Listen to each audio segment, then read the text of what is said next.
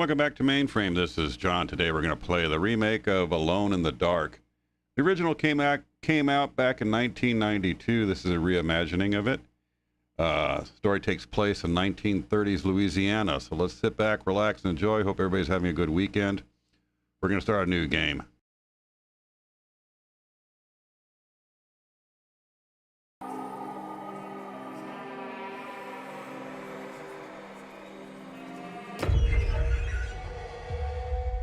Turn it up so I can hear it.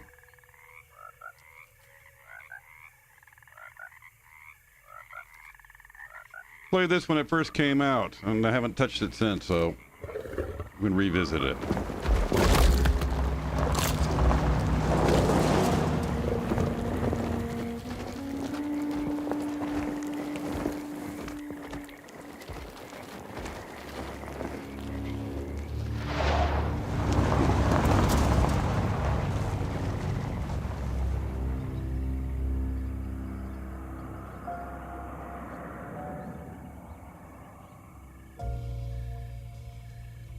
So, your uncle. What's wrong with him? He's possessed. As in the devil? Something like that. He says a dark man is following him, watching him at all times. What do you make of it? It's nonsense, of course, but I'd be lying if I said it didn't bother me. You see, it runs in my family. Possession? No, Detective. Deteriorating melancholy. Practically every member of the Hartwood family is driven mad before they grow old.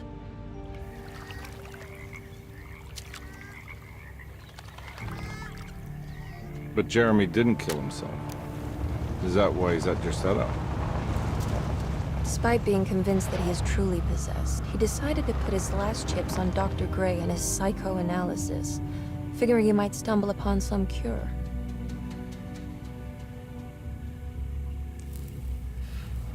You mentioned the letter. I received a disturbing letter from Jeremy accusing the staff and all the other patients of being involved in some cult. And now they are also out to get him. Could it be real? Or is it all just in his head? It's a story he tells himself, Mr. Carnby. Anything to avoid the truth. Which is? That we're all terribly insignificant. That people mean so very little to one another. That there is no one out to get Jeremy Hartwood because he isn't worth getting. Here we are.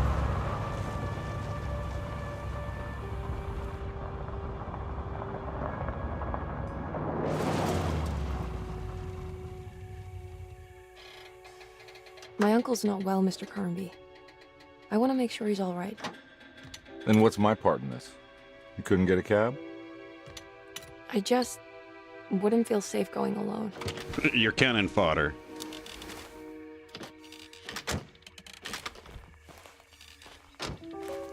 Did you bring a gun? Yeah. You think it'll actually come to that? No. But you might need to wave it around depending on how agreeable the staff will be. What exactly are we gonna do when we find Jeremy? I don't know. Let's just find him first.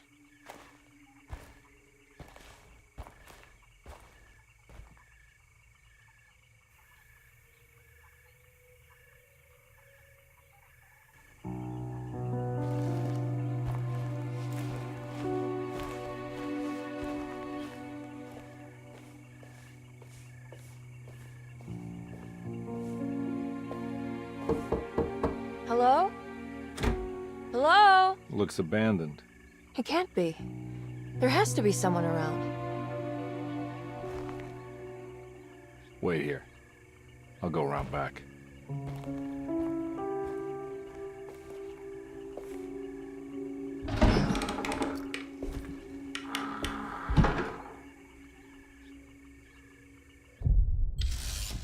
All right, here we go. Chapter 1.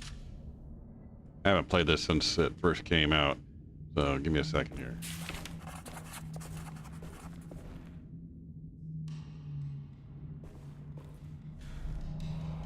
Okay, we got crouch. And a firearm. Need a flashlight. Oh, there it is. That's right.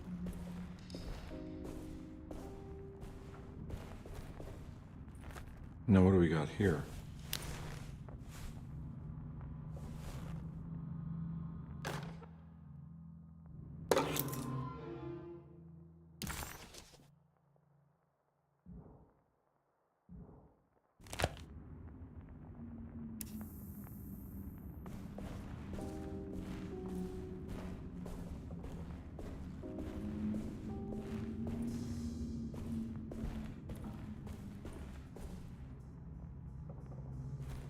Anything else here we can use?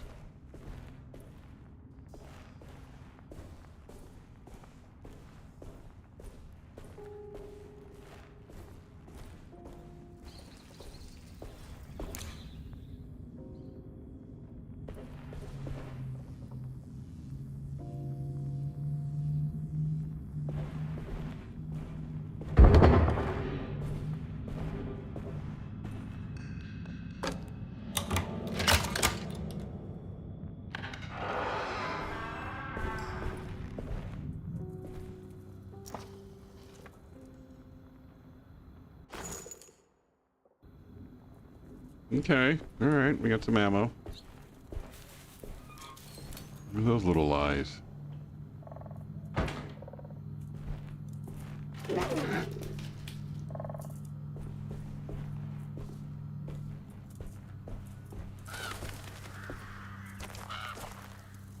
Nah, I'm not getting in there.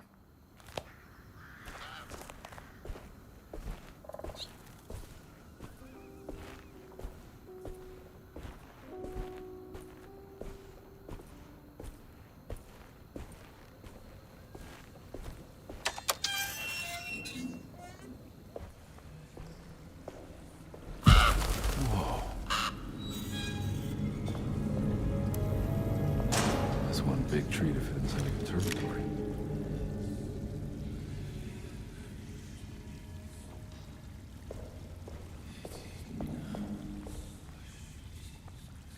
Who's whispering?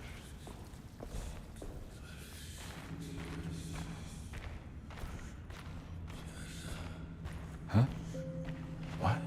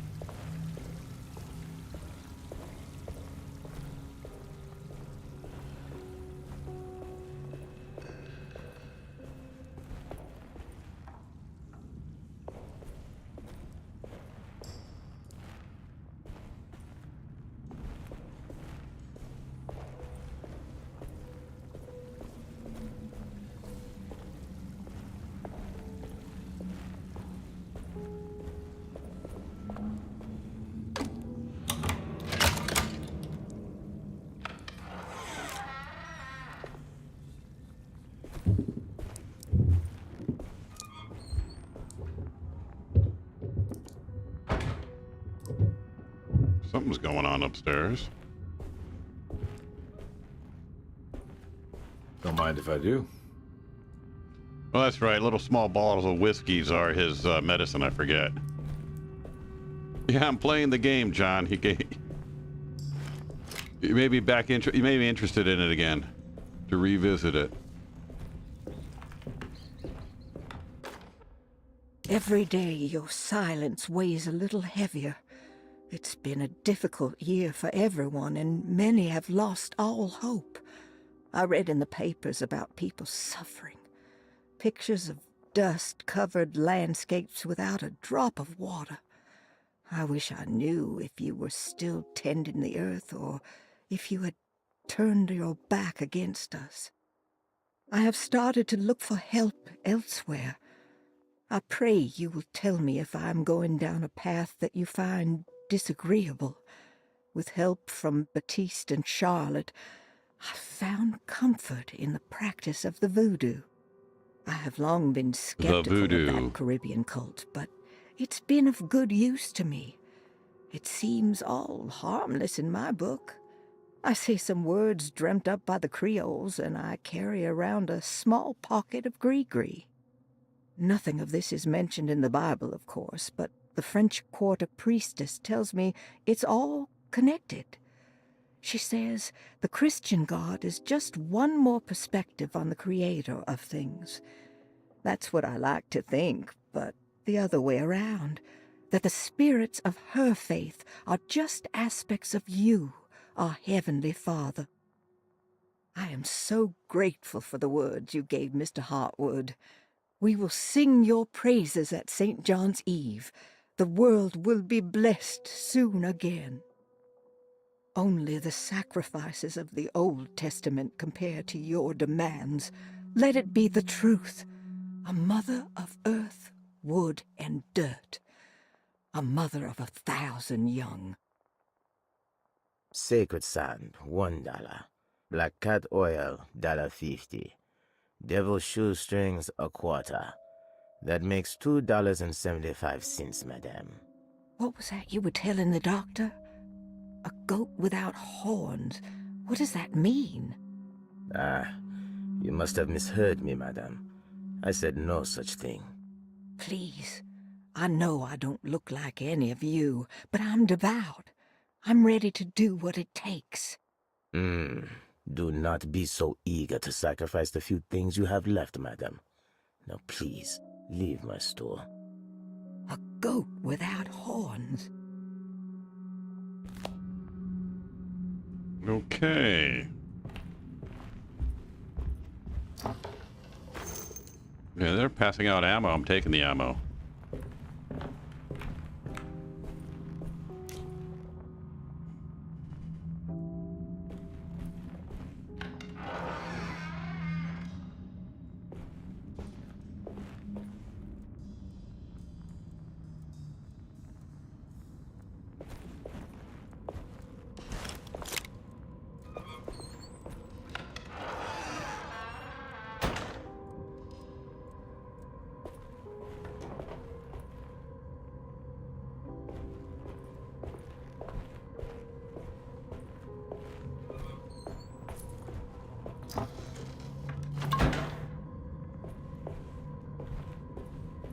Yeah, John, I forgot that his medicine, there are bottles of hooch.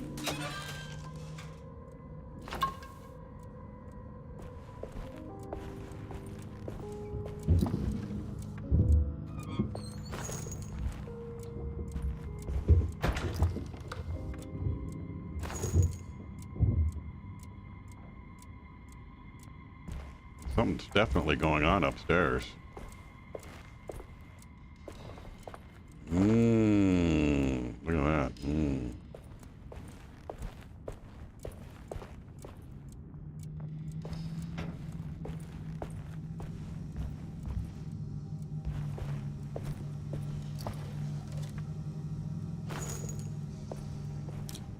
All right, so I got, what, 17 rounds. We're good.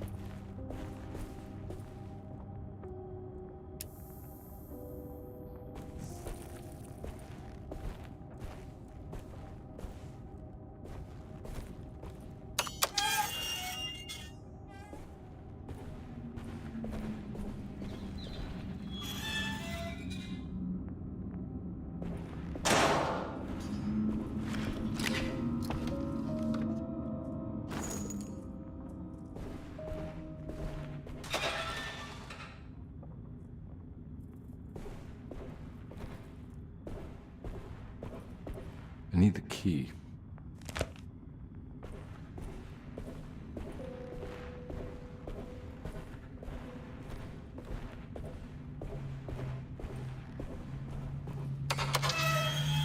That's right, never too much ammo.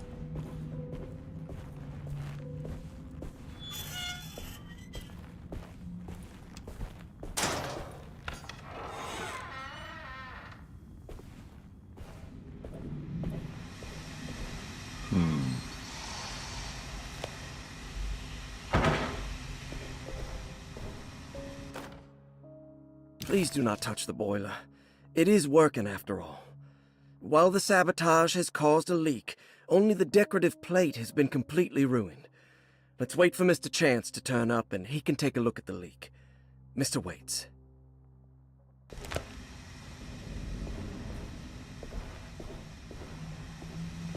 That doesn't look safe. There's something missing.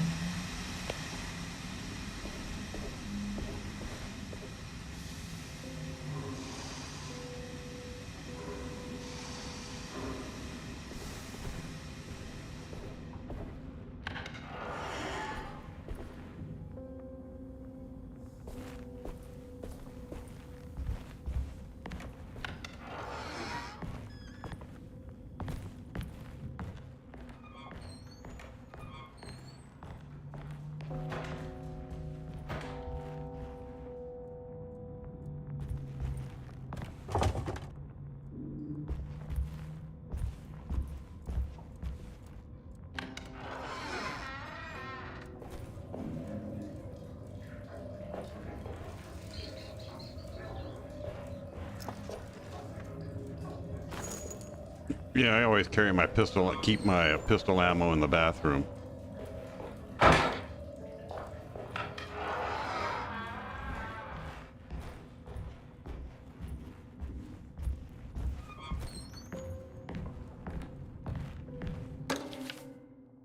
Alright, let's see the floor plan. This is where we are at.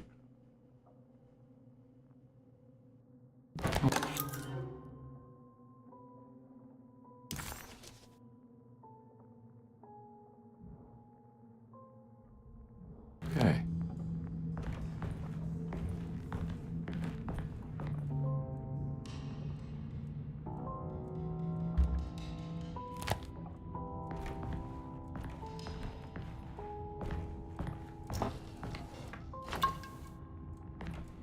More bottles of hooch. Sunday, June 22nd. I spent all day looking for Jeremy. I should have cared for the others, but I'm scared that he will do something irreversible. Cassandra is upset that I didn't give her the latest shipment of pain medication that Waits brought from the post office yesterday. I would have given it to her, but the company didn't send a new key this time around, so the box is just sitting there on my desk. They must have figured we had plenty of their gimmicky keys by now. I only remember seeing one lately. Grace was playing with it inside the grand parlor. Unless it turns up by itself, it will have to wait. I have to figure out where Jeremy is. I think Jack knew something. That dog of his found a strange rot permeating the house. She's showing us, he said. Like those blots and streaks of fetid rot was talking to him. Okay.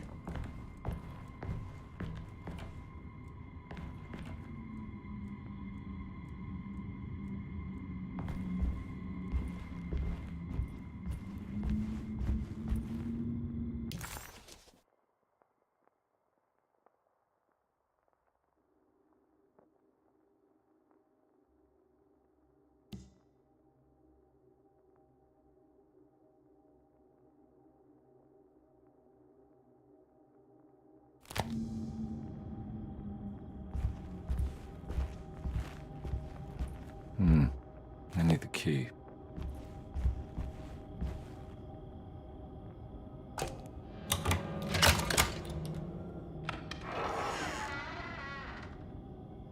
Yeah, but I want to look around, so let's take a look upstairs. We are a private investigator, after all. It's wedged shut.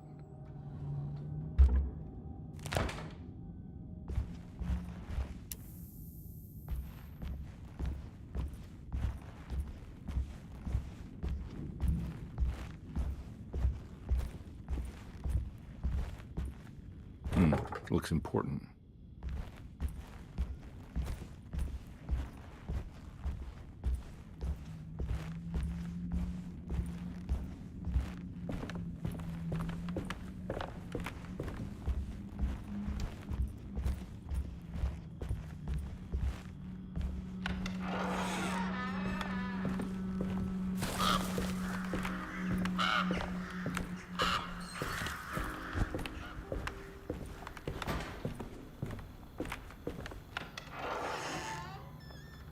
Oh.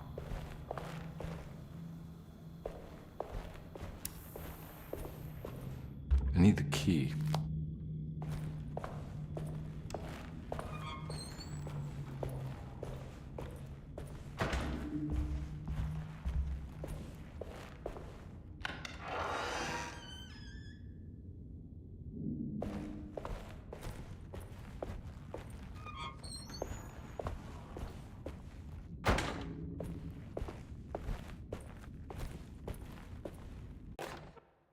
The Great Depression. President Hoover raises tariffs on over 20,000 imported goods in an act to protect American labor. Following the collapse of the Wall Street stock market on October 24 last year, American industry has suffered greatly. Thousands of companies have gone bankrupt and left a large part of the American workforce unemployed. In an attempt to turn the tide, the Smoot-Hawley Tariff Act has been signed by President Herbert Hoover. By regulating commerce with foreign countries, the government hopes to encourage the industries of the United States to compete with cheap foreign imports.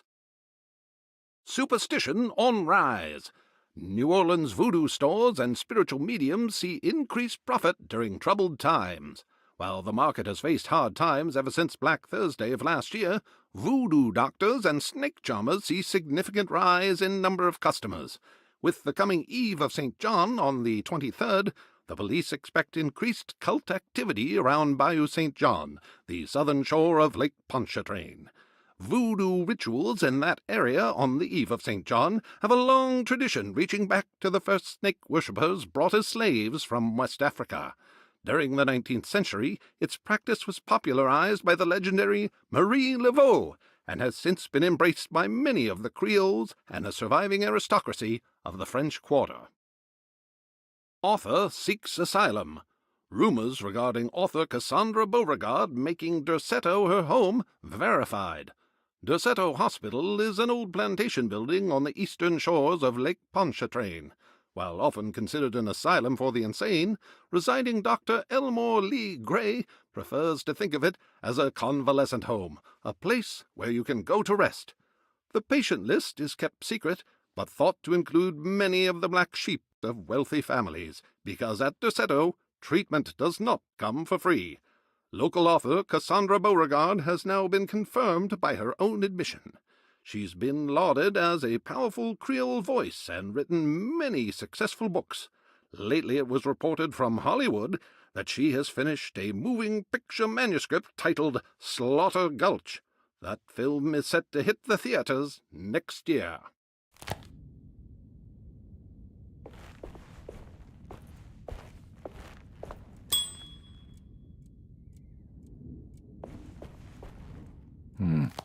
I need the key.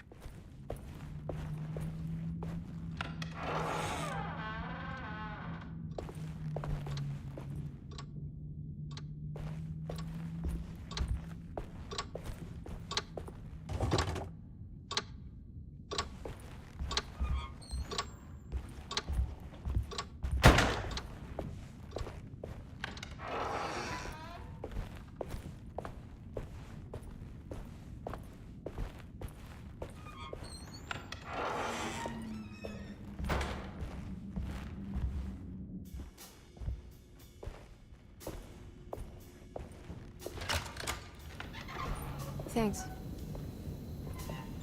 What are you doing? Who are you? Whoa, pardon me, excuse me. My name is Edward Carnby, private investigator. I hope you don't mind we let ourselves inside. I do mind. This is private property. You can't just barge in here. I'm sorry about all this, but I'm looking for my uncle. It's urgent, and no one was answering the door. We can't hear you knocking anymore. None of us can. Who is your uncle, darling? Jeremy. Am I right? She has that heartwood gloom, doesn't she? That's right. I'm Emily Hartwood. I just came to make sure my uncle is all right.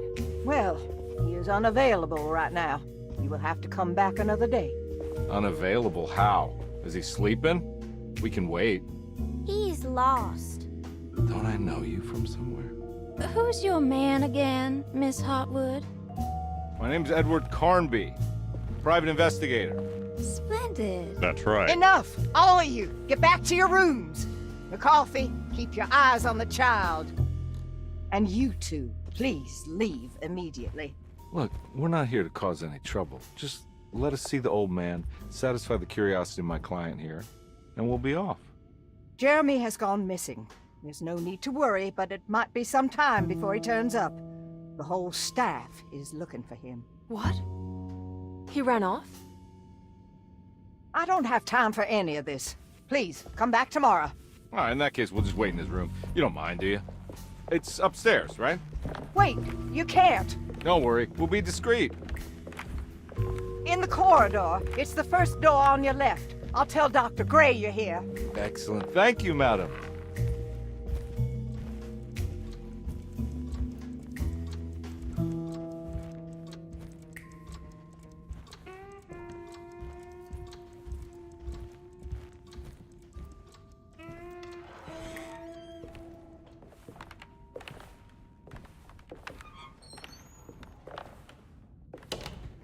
All right, here we are. Let's look around. See if we can dig up any clues.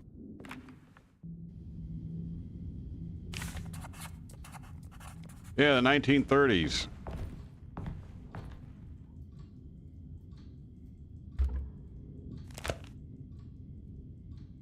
I bet she's gonna find the good stuff.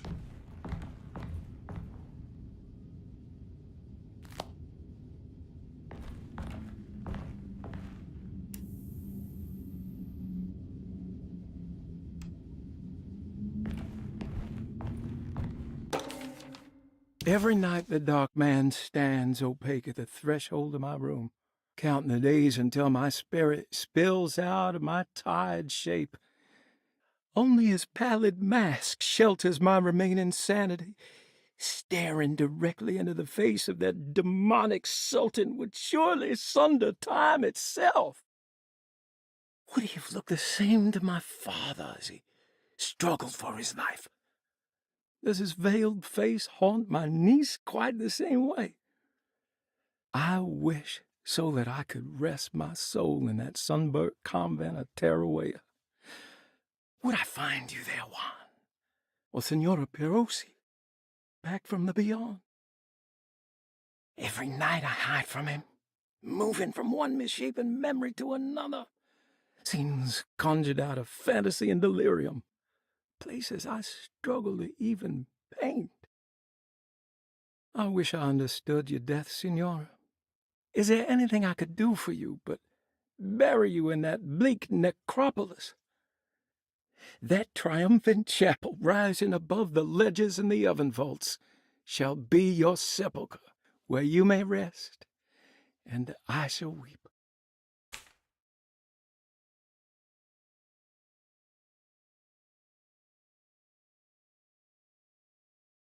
How did you first come to understand such things, Senora?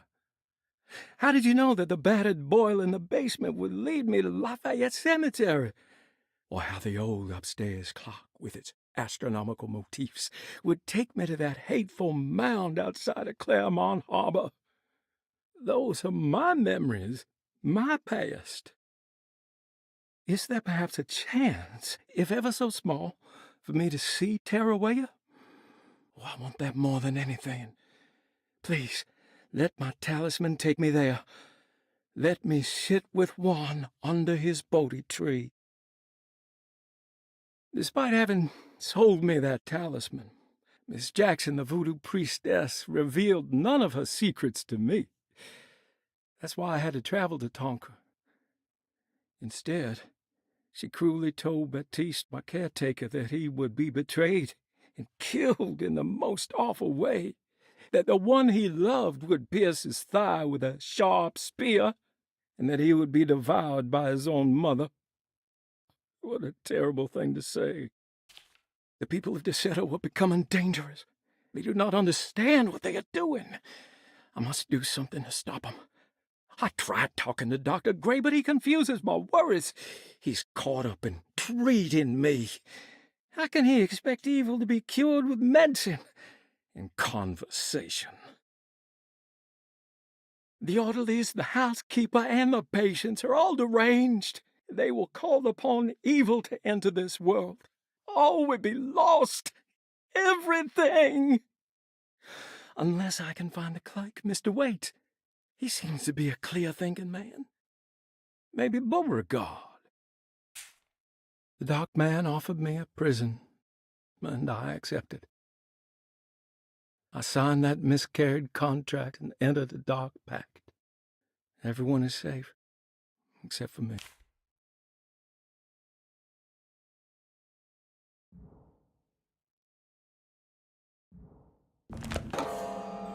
Okay, so what do we have here? Painted. Okay, so that's for that room. Here, hopefully we'll get some more ammo. All right, let's see what she's got. I found a book full of peculiar notes. Have you heard of something called Tarawea? No. What's that? I might be reading too much into this, but I think it's the place he wants to go to. Oh, okay. Sounds like a clue.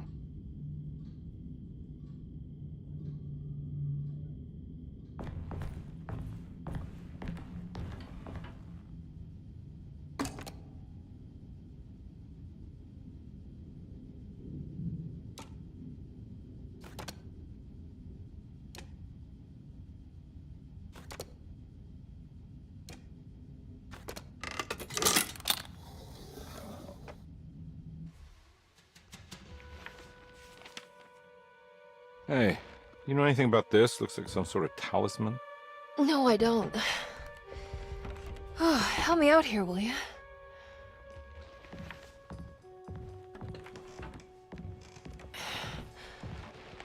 I would kill the guy to throw some of this stuff out. I'd be crazy too if I had this much junk lying around.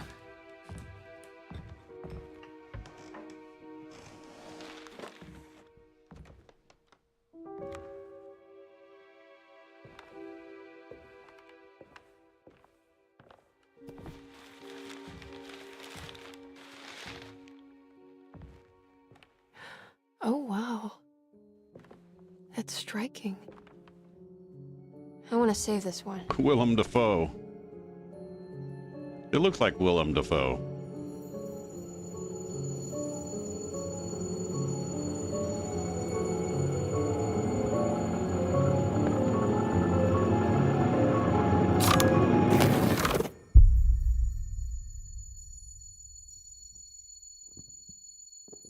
All right, come on. I want to go see Dr. Gray.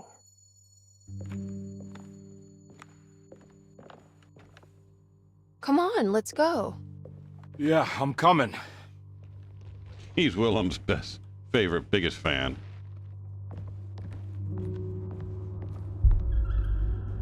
Miss Hartwood. Loved him in Platoon. Emily?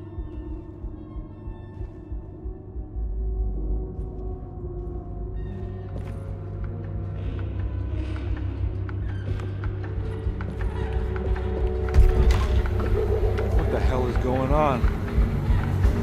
Where am I?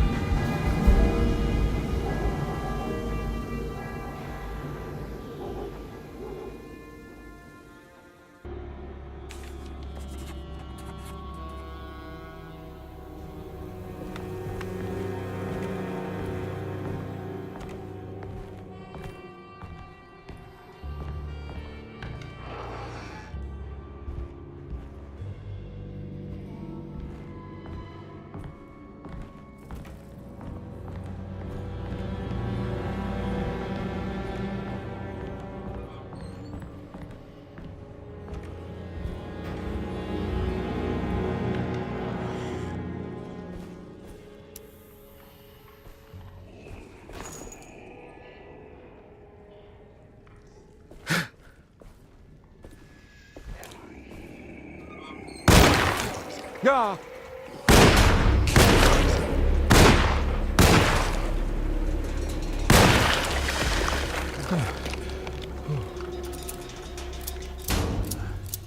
Christ, what the hell was that?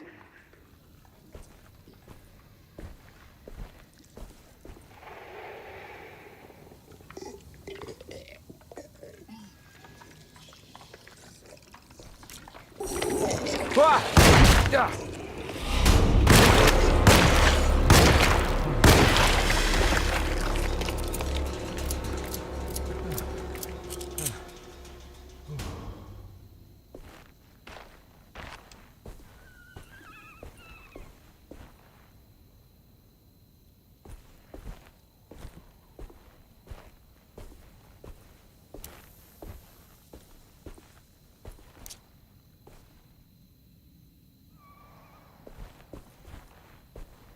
I don't see any other supplies like bullets or more. Yeah, his medicine is booze, so gotta look for booze.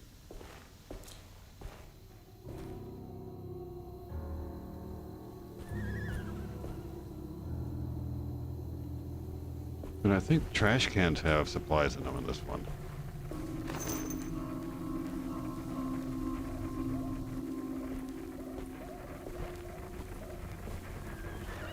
I can't go that way.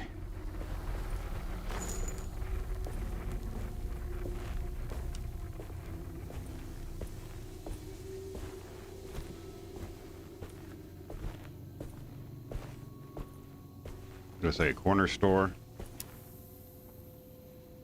What the hell is going on?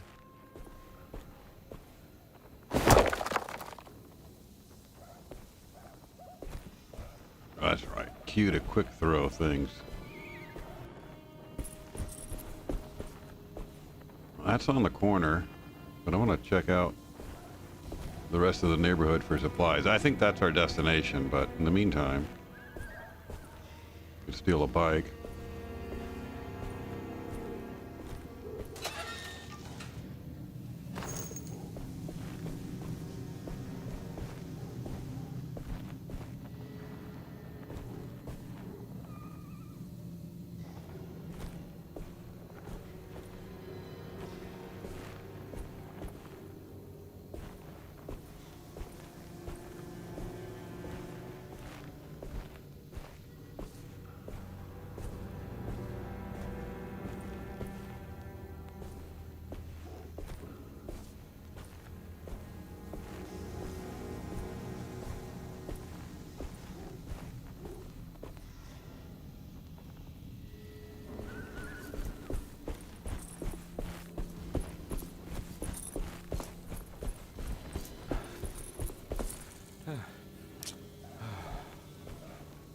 Well, you know we got to go down the dark alley. I'll leave and turn off the flashlight.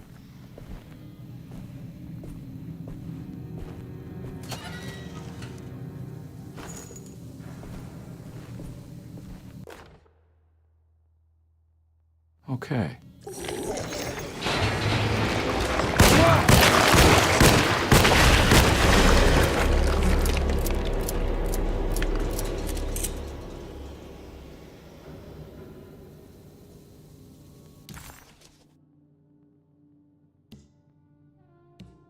Detective Carnby had seen plenty of violence before, but nothing quite like this. What was that cursed thing?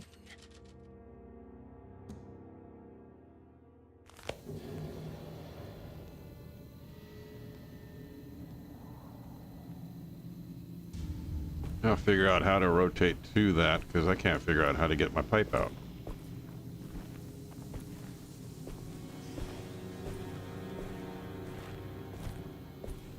Yeah, I'm gonna go down the alley without the flashlight.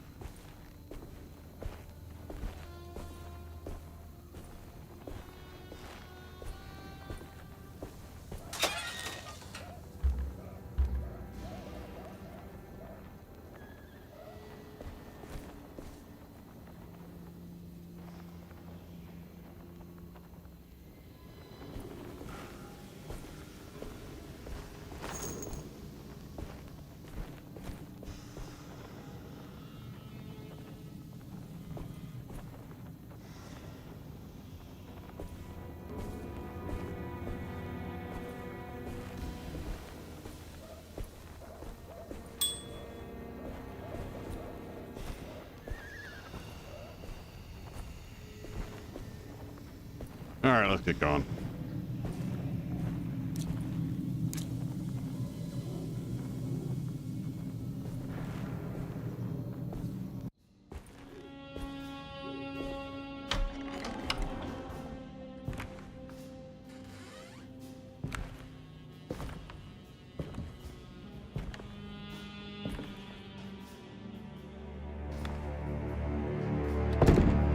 Don't let them get inside, Carnby. They're not the good kind. Is this your store? There are no owners here. We both strangers in Jeremy's story. Jeremy did this. How? The pact with the dog man. Jeremy warned us, but we didn't think much of it. I'm Detective Edward Carnby. I was hired by Jeremy's niece to find him. Oh, yeah? How much she paying you? $150. She's sure getting her money's worth tonight. Are you a thinking man, compare? No, not if I can help it. You know, I think Jeremy's hiding in a way we can't find him. He has this juju necklace that guides him. The talisman? That's right. It's some magic charm he got from Miss Jackson down the street. The voodoo priestess? You know surprising things, compare. Yeah, the Mama Loa. Here, take the key. I locked the gate to save her place from all the ghouls and goblins getting inside. Maybe if you go there, you can find some clues to show you the way. Thanks. I'll have a look.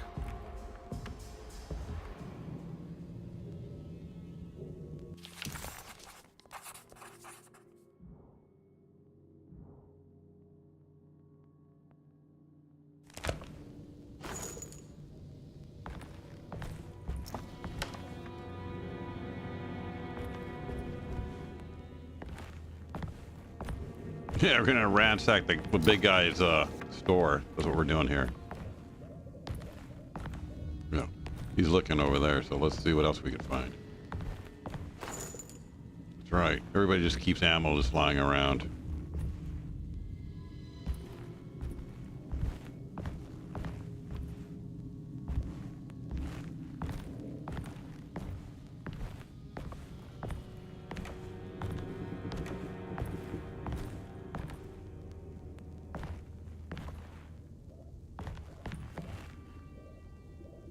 You want to come along? Nah, I'm gonna stay here for a while.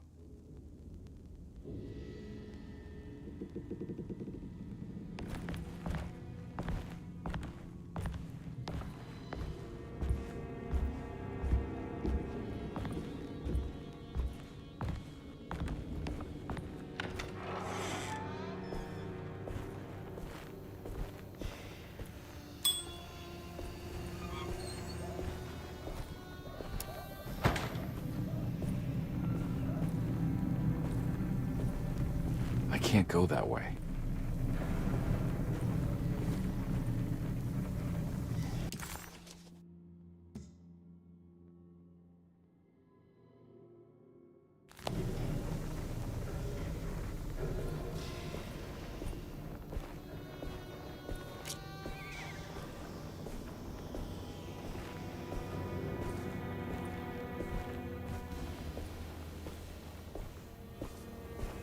No.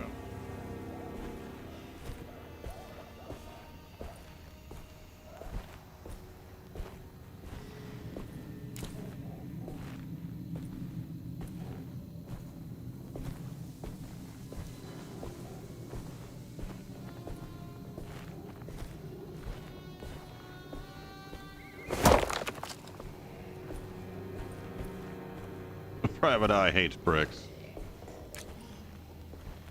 What?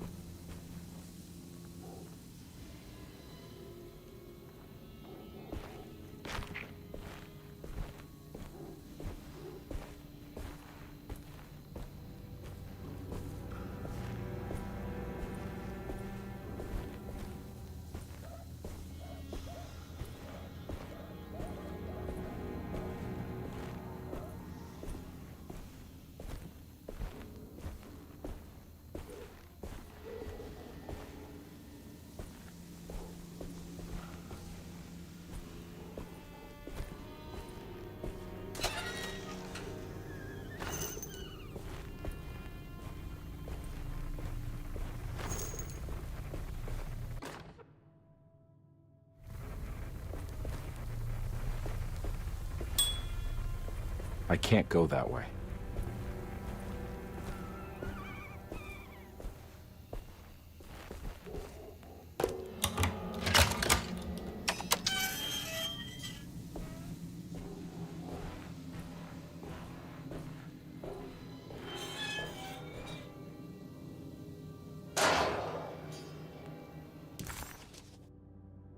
Detective Carnby hesitated to buy into the stranger's explanation, but it was all he had.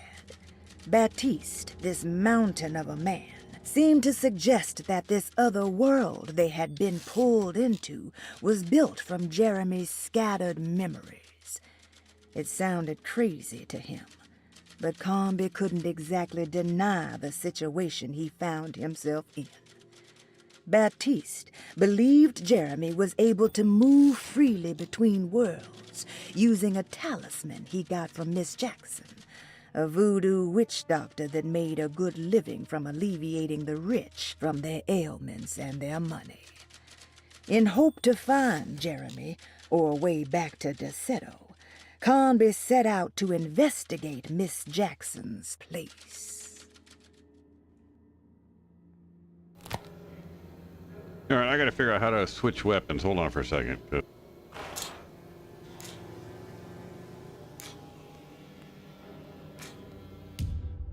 And how do I get my meds?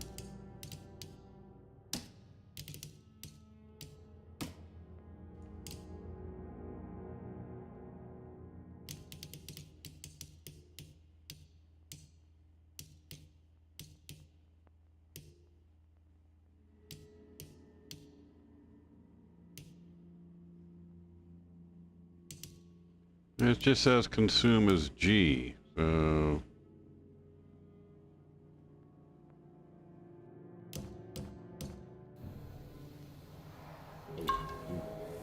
All right.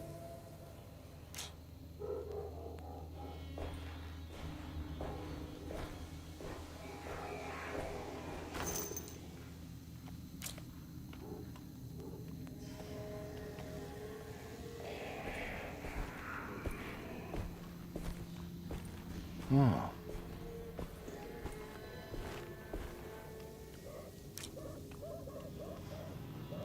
A lot of boozing going on here.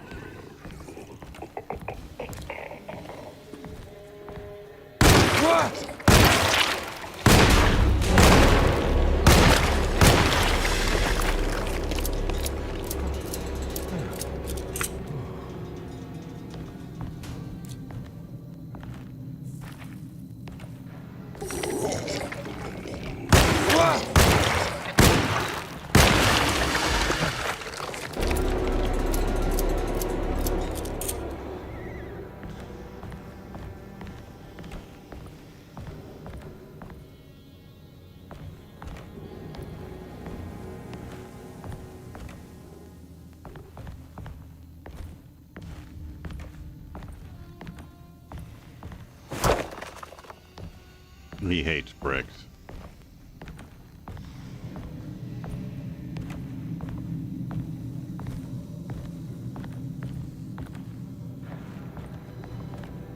That looks like a Molotov cocktail. You had a rag in it.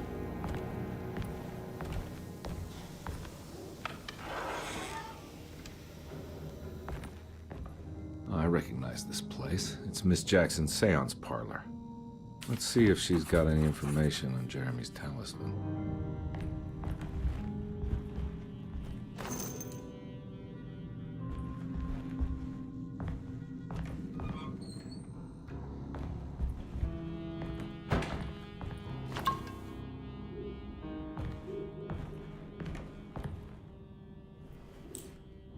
It's the talisman, like the one in the painting.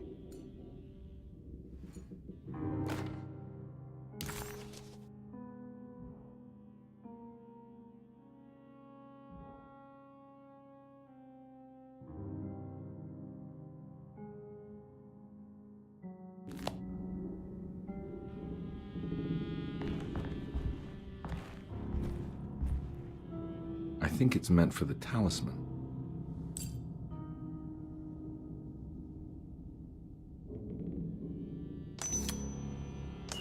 I think it needs numbers, like coordinates. Maybe there's something in Jeremy's notes.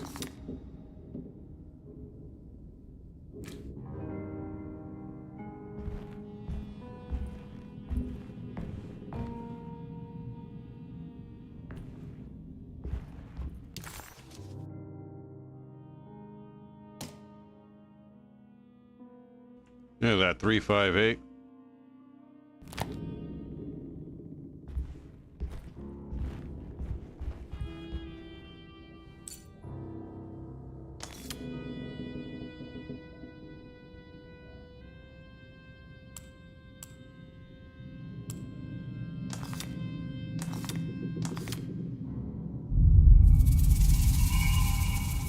It's showing something.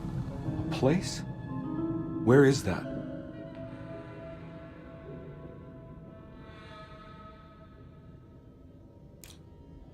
Huh.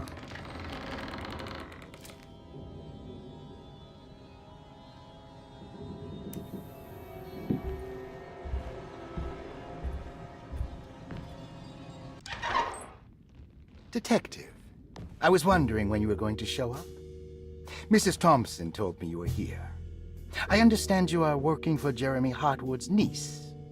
Yeah, I guess so. I mean, you're not wrong. We came here for her uncle. I just didn't expect... I didn't expect this. You are Dr. Gray, right? That's right. You don't happen to have some identification, Detective. I'm not keen on having strangers prying into my business. Oh, Detective Edward Carnby, Decatur Street, New Orleans. Enjoying the Vieux Carré, Detective? Those old French quarters, the voodoo people, the gangsters. I'm sure you live an exciting life. Well, it's not quite like the stories, Doc. Just trying to make a living. Aren't we all making a living? Well, welcome to Derceto, Detective. I hope your time here will be useful. Now, what can I do for you? Why don't you tell me where I can find Jeremy Hartwood?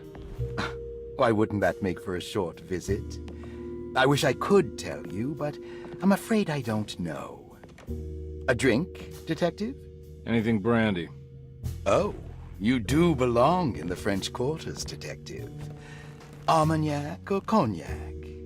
You know, just give me the cheap stuff. I'm not much of a connoisseur. Having low standards is not a virtue, Detective. Let me see if I can broaden your perspective. What can you tell me about Jeremy? I wouldn't want to go into details about his condition. Doctor-patient confidentiality. I'm sure you understand. Sure, but he is crazy, and he's gone missing. Why? Here, try this.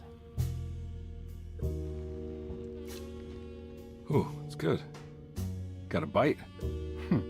It's called a sidecar. The trick is not to be afraid of the tartness of the lemon. Then, for goodness sake, don't overdo the triple sec. Okay, what can you tell me about Jeremy? Well, let me think. He is an anxious man, constantly worried about events not presenting themselves according to his model of predestination. He complains about things not being carried out in the right order, and that some things simply shouldn't be. Is any of this helpful to you? Not really. I was hoping for some direction where to look next. I'm sorry. I have nothing for you then. You should talk to my orderlies. They have been looking for him for a while now. I'm sure they would appreciate your help. Yeah, I ran into Batiste earlier. Come to think of it, he might have given me a lead. Oh, excellent. So your investigation is already underway. I'm gonna go, but I'm sure we'll meet again. Looking forward to it. Safe returns.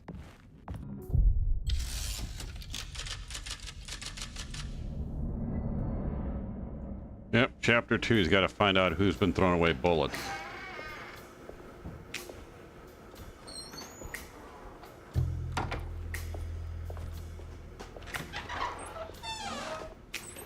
Detective Carnby, how did you... Where did you go? I was just talking to Dr. Gray. You disappeared. No, it's not what you think. Have you found anything strange going on here? Yes. Everyone is being incredibly evasive and I can't figure out why. No, I mean something you can't explain. Paranormal, even. Detective, I really need you to get yourself together. I can't do this alone. Forget it. I'll figure it out. Do you want to come see Dr. Gray? No, I want to try something. With this talisman, I think I can follow Jeremy to the place he mentioned in the book. What was the name? Do you remember something Spanish? Tarawea. Yeah, that's where I need to go.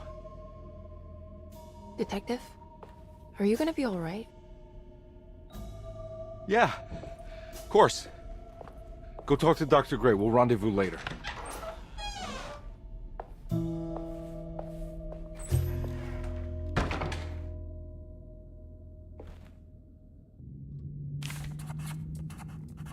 This talisman brought me back from the French Quarter in the blink of an eye.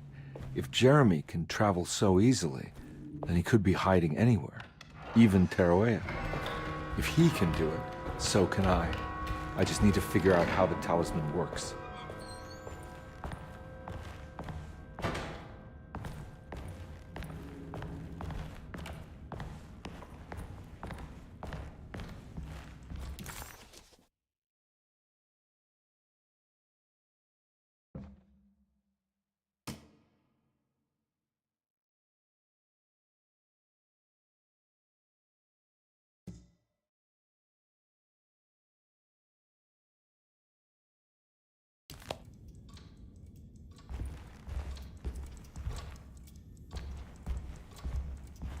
Oh. It's stained. Looks like some kind of... This must be the clock that Jeremy... Looks like the plate that held the talisman in the seance room. But it's broken and missing some pieces.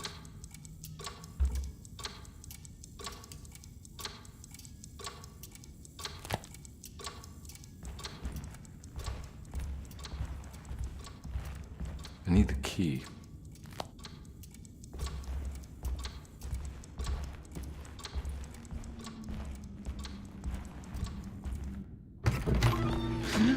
Yeah, sorry, Detective. Didn't mean to obstruct justice or anything. That's fine.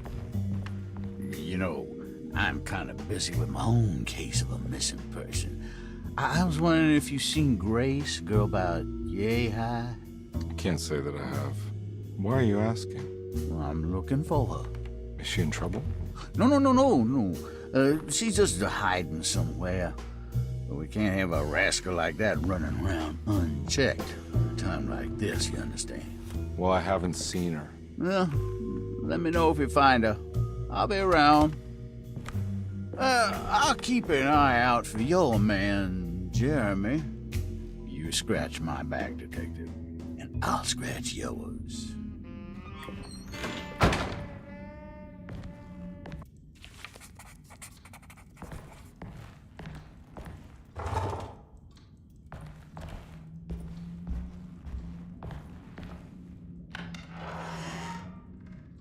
All right, so we already looked in this everything's room. Back to normal here. I don't have the key for that yet, right? Right.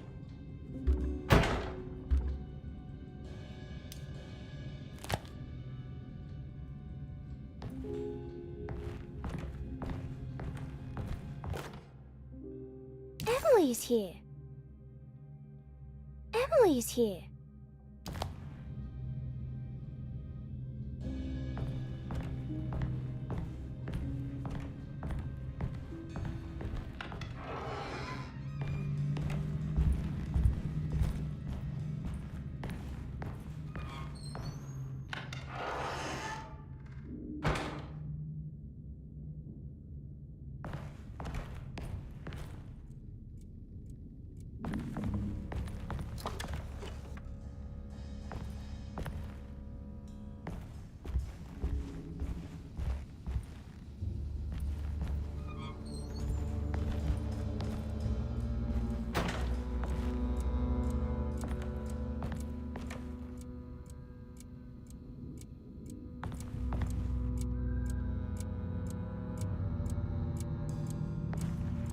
1930s. I guess he does like H.G. Wells.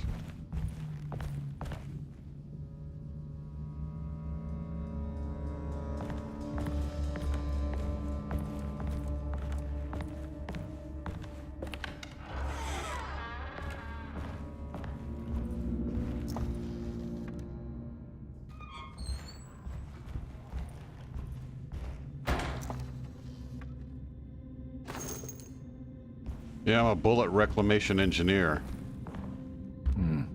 I need the key.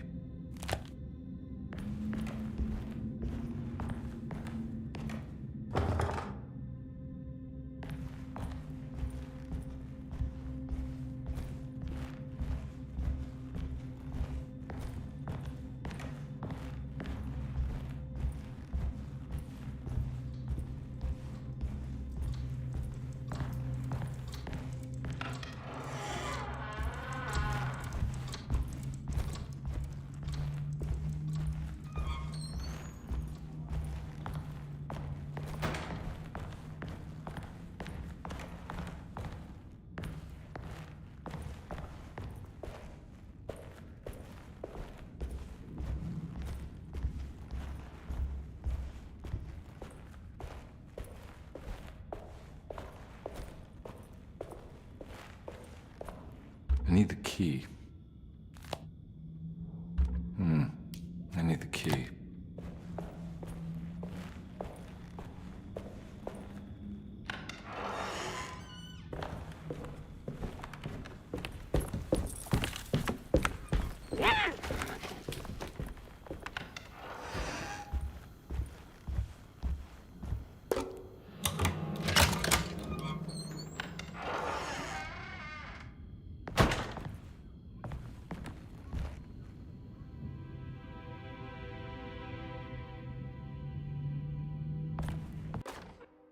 Lost Plantations of Louisiana, Thierry Briclot, 1917. Derceto was a small plantation on the eastern shore of Lake Pontchartrain. The land was considered difficult for industry and was sold for only $30 to Elijah Pickford in 1818. Pickford employed hundreds of workers from nearby New Orleans to clear the woods and build a small plantation mansion facing the lake with a striking Greek Revival temple facade. Derceto kept a modest production of barrique tobacco and indigo that persisted up till the Civil War. During the antebellum era, Derceto was the source of many rumors concerning voodoo and witchcraft. People who traveled the lake reported seeing people dance at night in front of bonfires, bleating and wailing. On June 17, 1862, Captain J.W. Norton of the Union Army recounts leading a raiding party from ships anchored in Lake Pontchartrain in order to seize control of Derceto and free the slaves working there. The captain was surprised to find the workers fighting back with unprecedented zeal. Norton's account describes these men and women as enraged with fanaticism. Pickford reportedly tried to placate the raiders, but was shot in the confusion. Captain Norton left the mansion burning and retreated to his ships with his men. Derceto was left in ruins for several decades.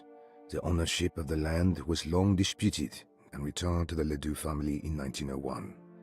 Several police reports were filed during the following years as the Ledoux tried to get rid of a camp of squatters on their land.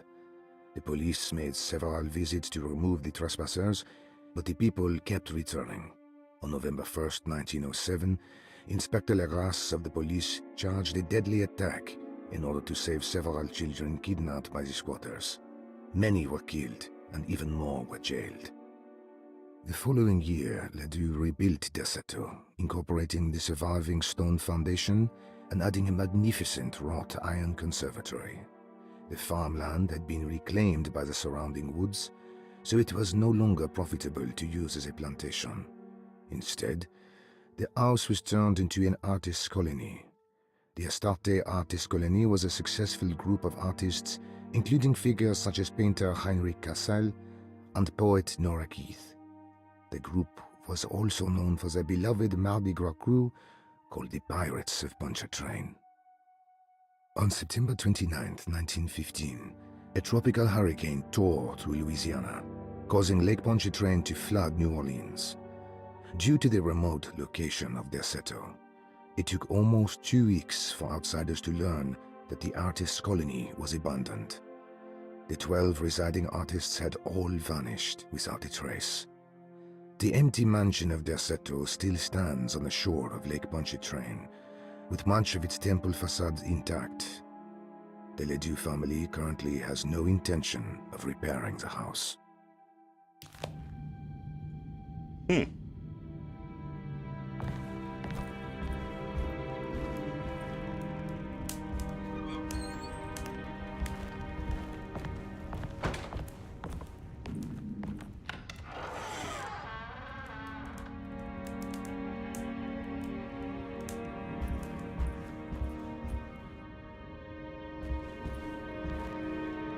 Now we're talking.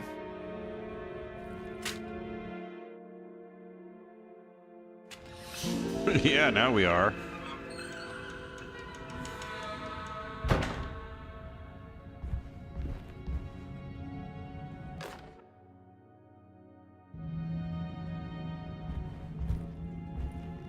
What am I supposed to do with this? Start whacking things?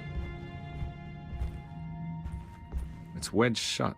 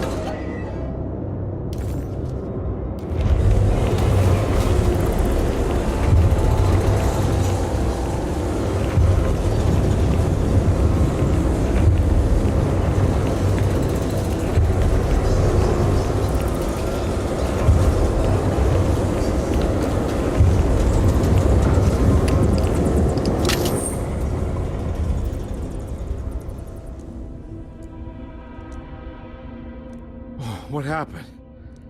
Everything's normal again? Right.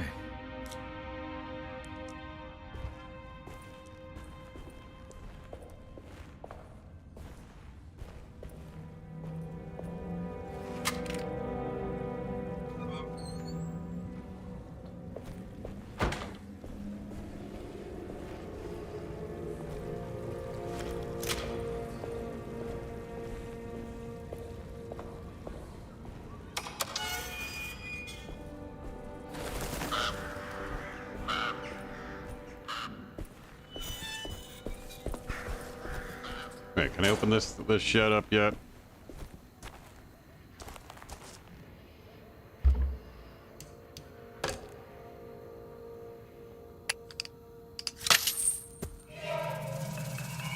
Got it.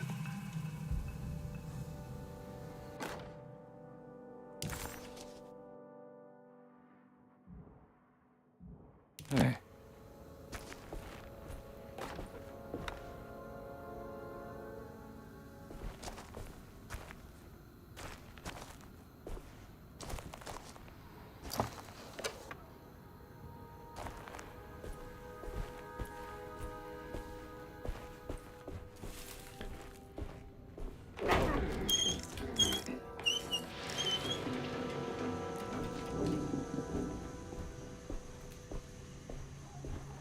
I'm supposed to do something with this hose. I forget what.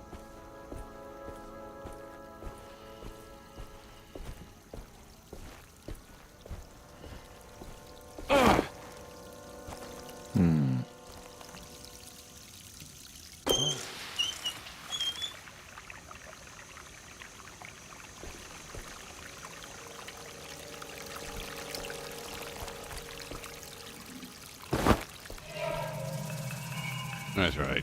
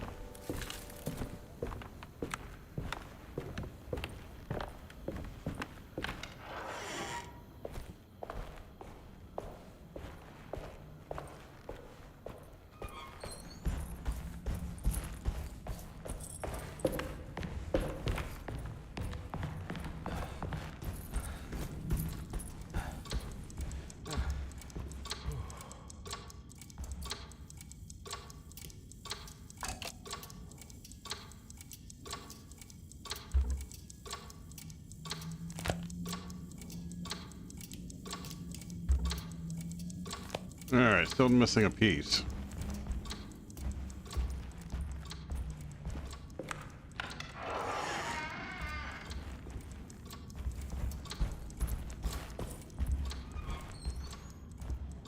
I need the key.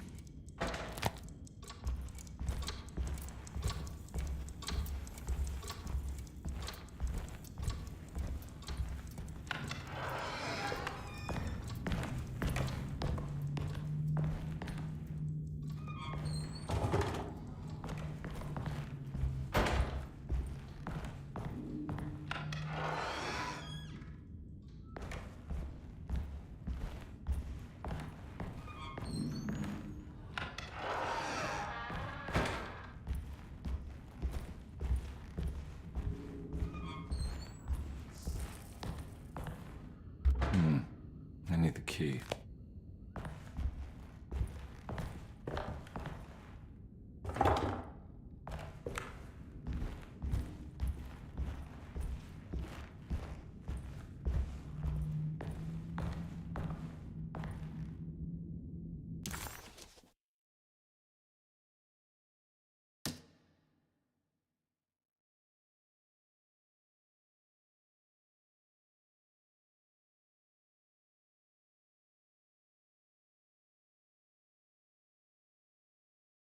McCarthy reminded Detective Carnby of an old barfly he used to know. He detested him. There was no getting around it. McCarthy was going to have a hard time getting on his good side. While Detective Carnby was grateful to be back at Derceto, he was eager to test his hypothesis. After having suffered through that sinister world, dressed as the French Quarter, Jeremy's writing could be read much more literally. What if Jeremy used his talisman to actually visit those places he mentioned in the book? Carnby felt certain that this was the answer. He wouldn't find Jeremy hiding inside Derceto. He would be in one of those other worlds. And to follow in his steps, Carnby would have to investigate the old clock and the boiler and find out what part they played. If it wasn't for the collection of peculiar statues, the old astronomical clock would draw every eye in the room. To Carnby, it wasn't the intricate clockwork that stood out, but the odd-looking plate on the inside. It reminded him of the ritual bench in Miss Jackson's seance room, where he had manipulated the talisman to open a door back to Derceto. He wanted to try to replicate the procedure, but found that the inner part of the plate was broken. He would have to find the missing pieces and put the plate back together.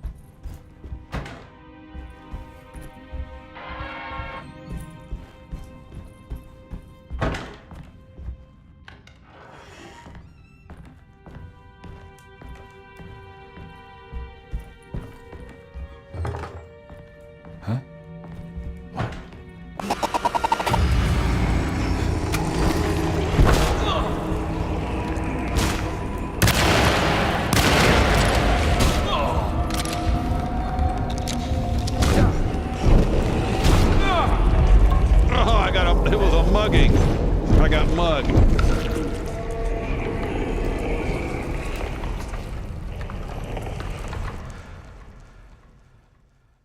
That was a straight up mugging.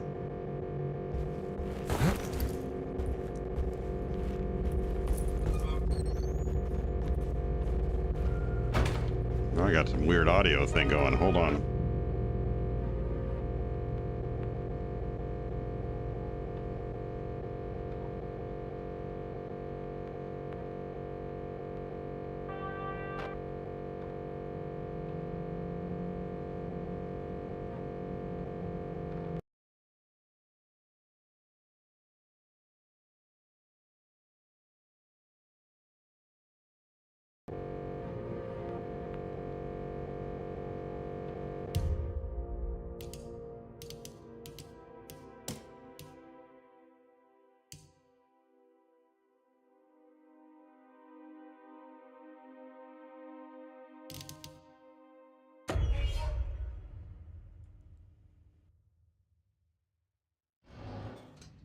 Okay, got rid of the weird audio.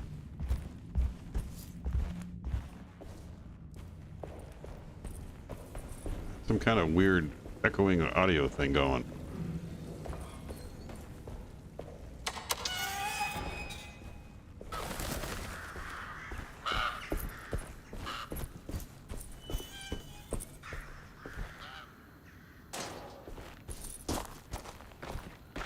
I'm gonna try going right up here.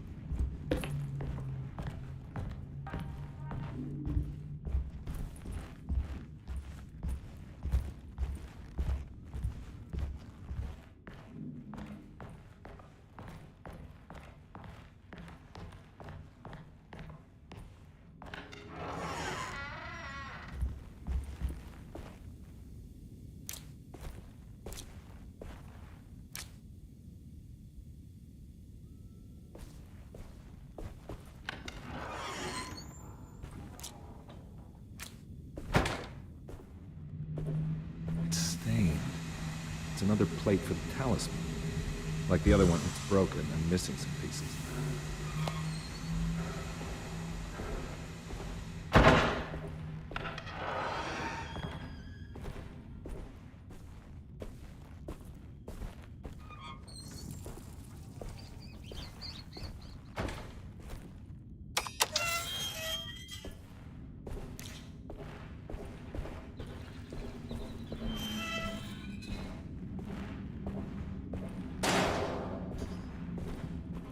I need the key.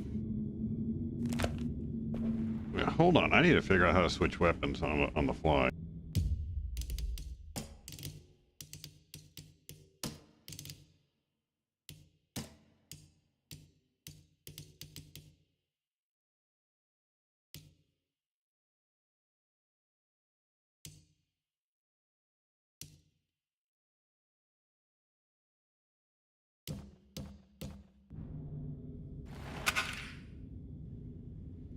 It wasn't working earlier. All right, I was doing that.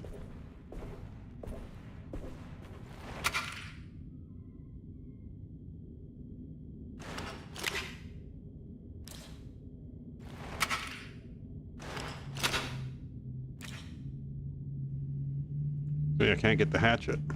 I guess it's not assigned. I guess it's last minute weapon.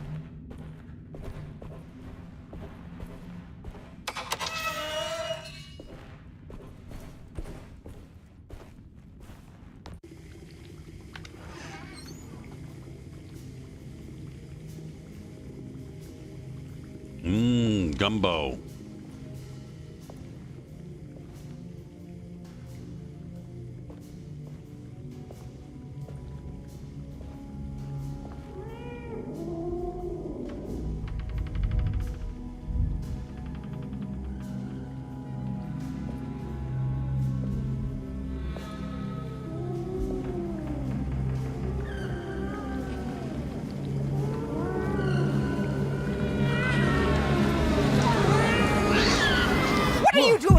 kitchen. I assure you. I'm sorry. I Promise didn't. you. Mr. Hotwood is I was just nowhere looking near my for- kitchen, and neither should you be. Don't make me I didn't kick you mean out to... of this house. Sorry. Now get out! Yeah.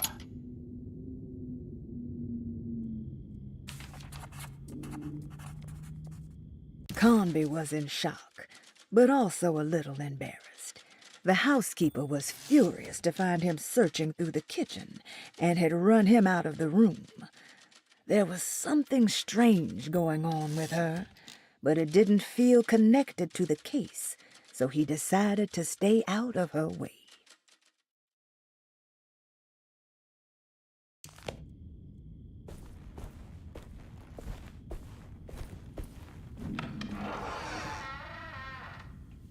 All right, I want to go back to the that.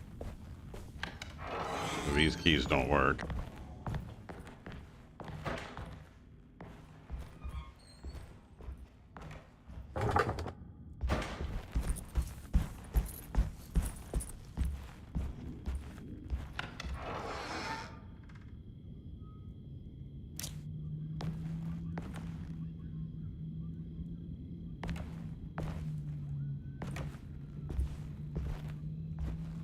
Where I got jumped, right? Right.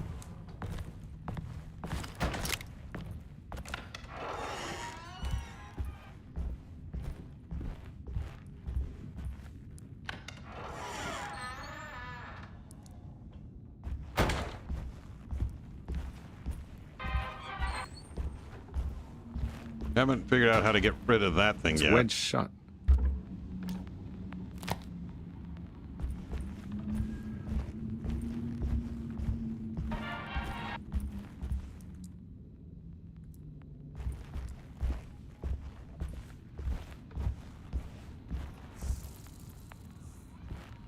I don't know why. Keep hearing the radio.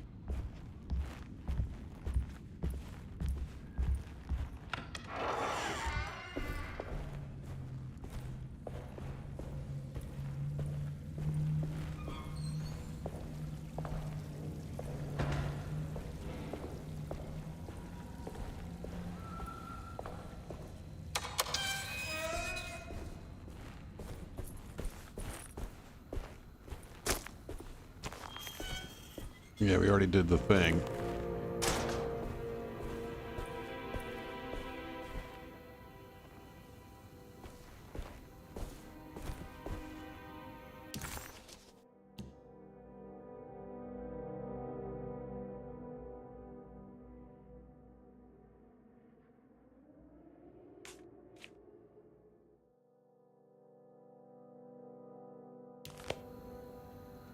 Try the clerk's office.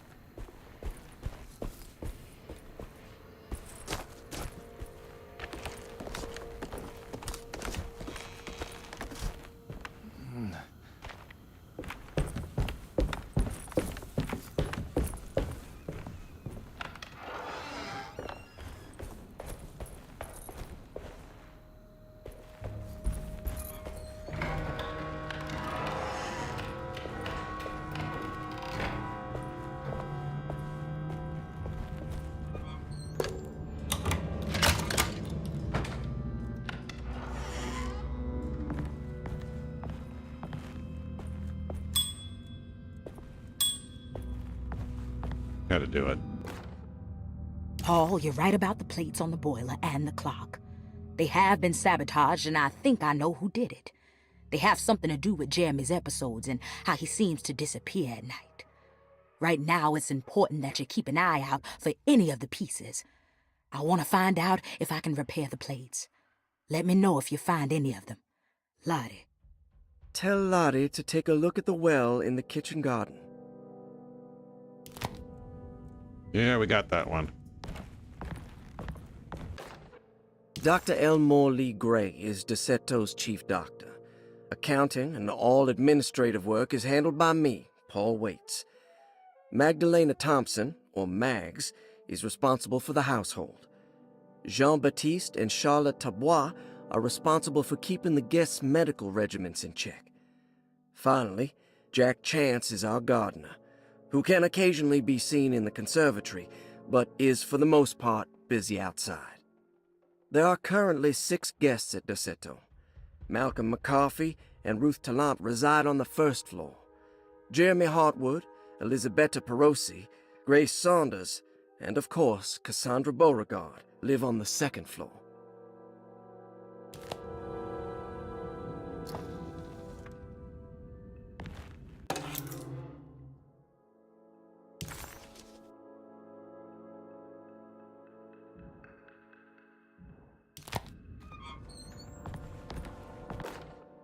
Saw your notice in the boiler room.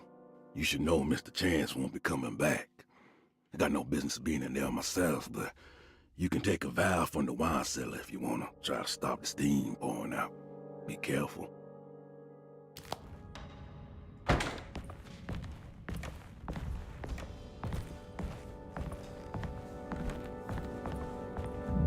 There's no way I can get into this thing. Better leave it alone.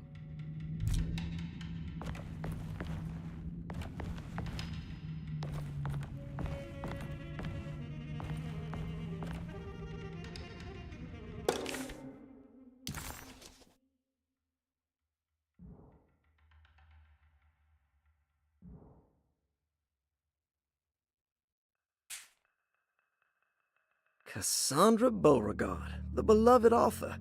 Very exciting, isn't it? What do you want to put down for reason for admission? What her agent told us. Cassandra suffers from writer's block and needs to finish her moving picture script before the end of June. Mr. Chardot suggests Cassandra's heavy use of barbiturates is holding her back and risks ruining her career. And how should we summarize her personal history? Let's keep it short. Cassandra Beauregard is a beloved crime author who managed to pull herself out of poverty and into stardom. 5 years ago, she tried killing herself by jumping off a balcony. The incident left her a cripple, and now relies heavily on her wheelchair. And for diagnostic impressions?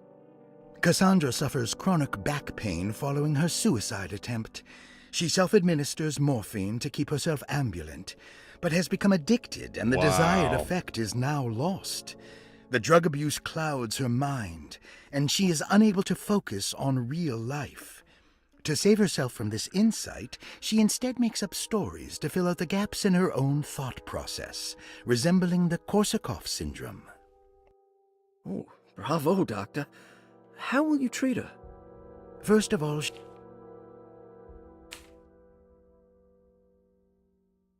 Grace Saunders, 11 years old. Didn't mean to cut that off. Reason for admission? The mother insists on strict supervision by a proper gentleman to avoid further perversion of Grace's adolescence.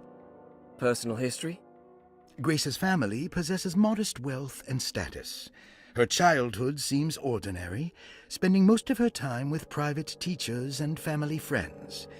Grace's father recently passed away, leaving her mother the sole caregiver. And diagnostic impressions? Grace has trouble dealing with her father's death. She is willingly suppressing her feelings on the matter and isn't properly acknowledging the trauma she suffered. Any planned treatment? Grace needs nothing out of the ordinary. She simply needs parental guidance. Eventually, we can work on her feelings toward her father. Thank you, Doctor. I'll finish the paperwork and get her installed. Malcolm McCarthy, 54 years of age. Reason for admission? McCarthy admitted himself to Derceto, stating simply that he needs some damn rest. And personal history? McCarthy claims he used to work as a lawyer in Baton Rouge, but says he can't go into details because of some legal dispute. His background remains largely a mystery, except for the occasional clue that he drops in conversation. Huh. And diagnostic impressions? McCarthy is an anxious man and an alcoholic. He often tells half-truths due to some deep-seated inability to trust other people. And how will you treat that? McCarthy will take some time to open up. Spending time with Jack's dog or the child should be good for him. Their harmless nature will help build his sense of trust. Thank you, Doctor. Elisabetta Perosi, 33 years old? What should I put down as reason for admission? Well, Perosi broke into Derceto and was found wandering the grand parlor. She was confused and suffered partial amnesia. She insisted she belonged here and offered to pay for her stay. Right. What do you make of her story?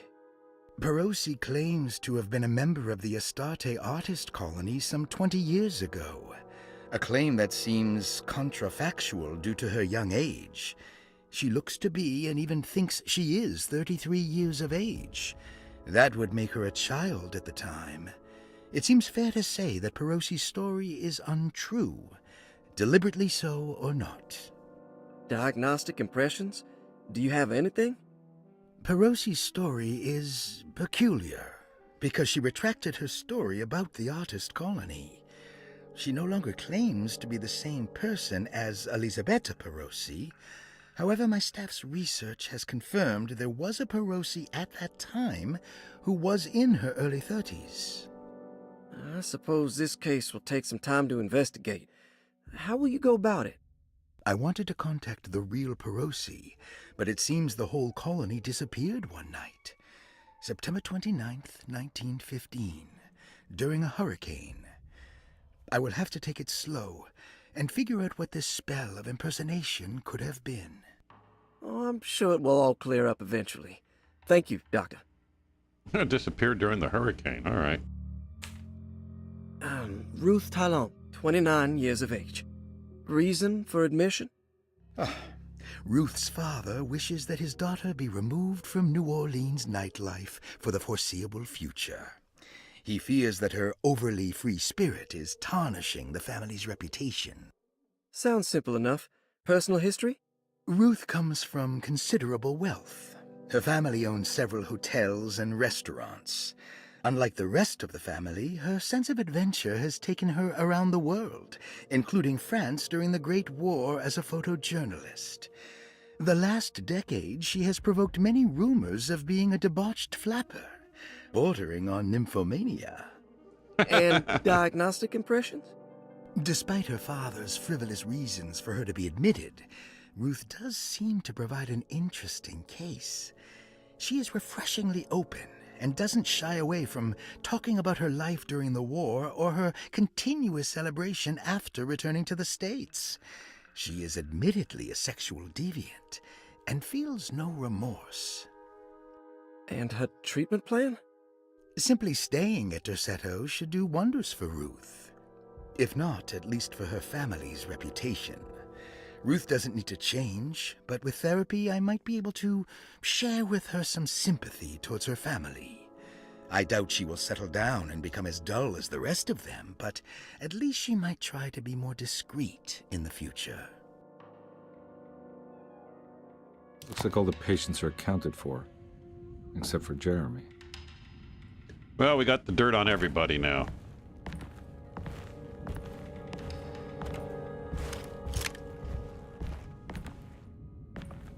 I need the key.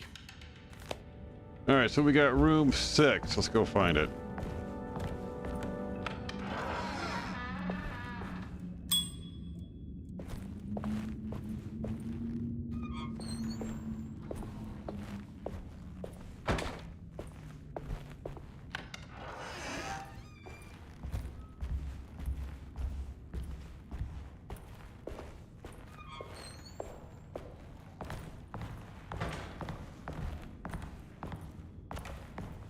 Be a great place to throw a Halloween party, don't you think?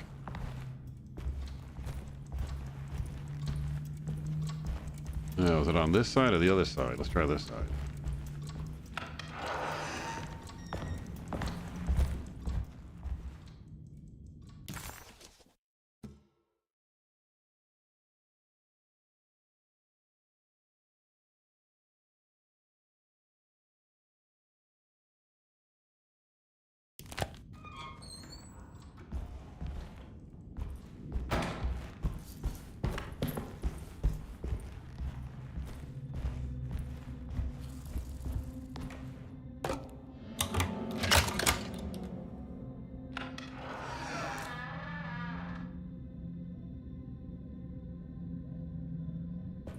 Huh.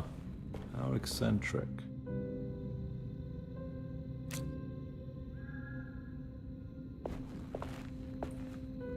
What are these symbols? Looks like alchemy or star constellations. Astrological.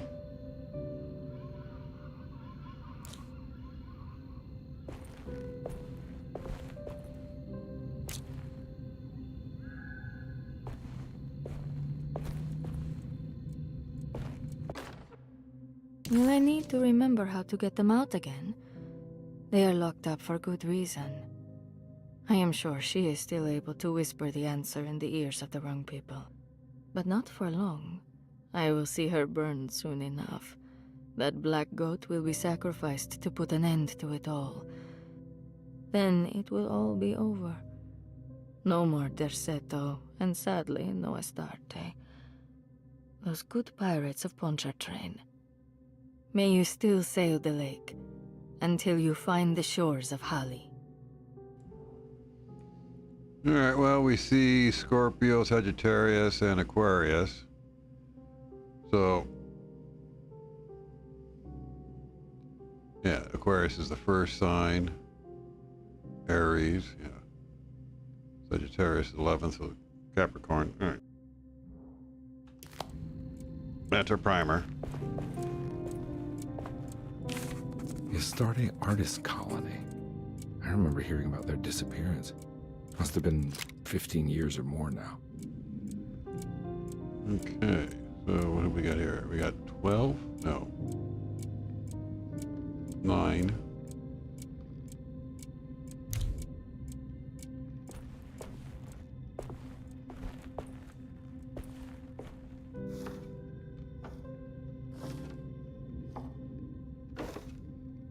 These paintings got some grim-looking rot on them.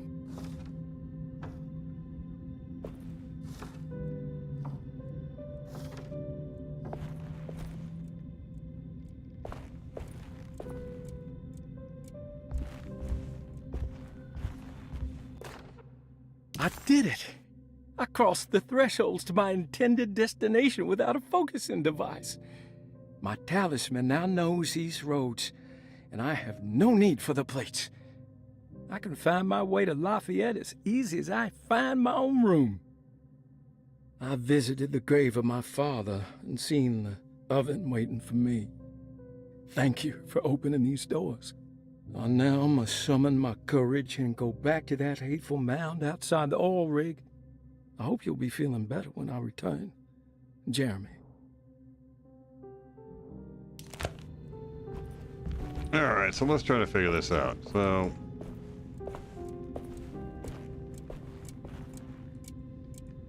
what are we doing here?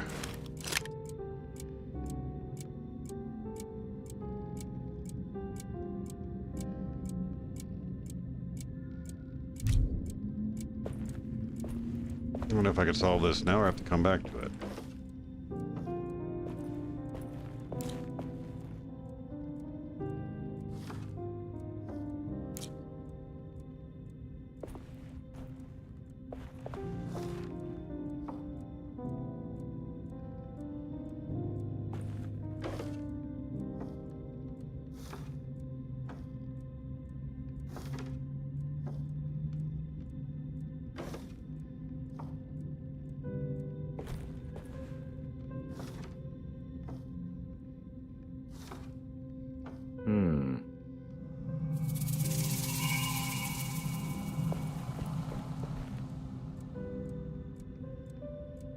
Okay, I did something. I did a something. I did a thing. I don't know what I did, but it stopped reacting, so we did it right. So what do we have here? William Franklin and Nora Keith.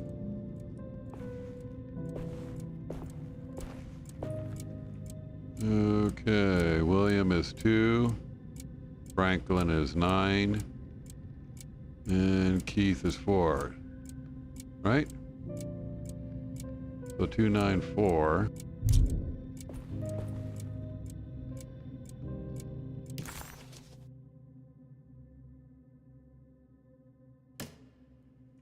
So 2 would be Pisces, 9 would be Libra, and 4 would be Gemini.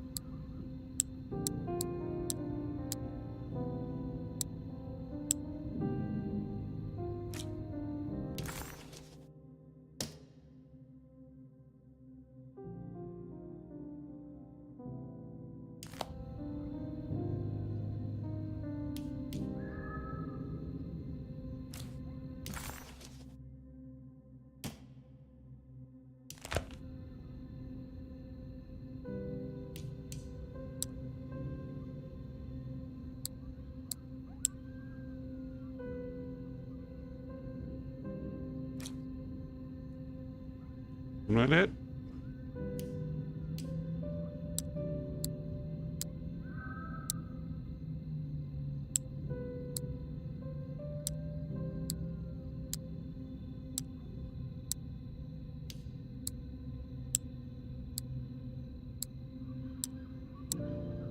That's Taurus, right?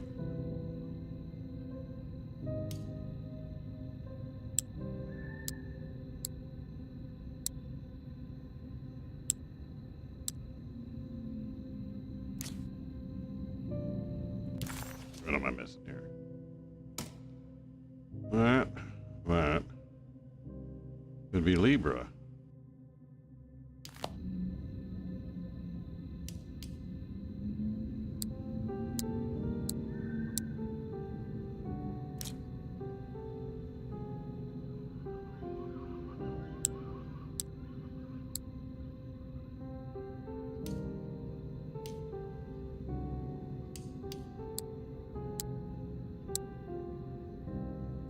Backwards.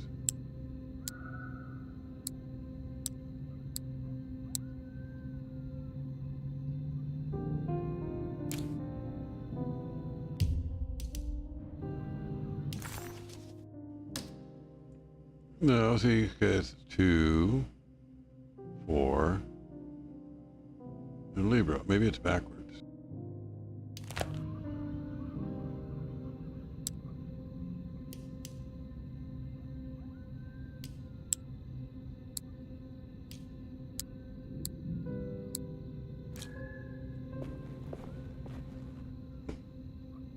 Am I missing something here? Maybe I am.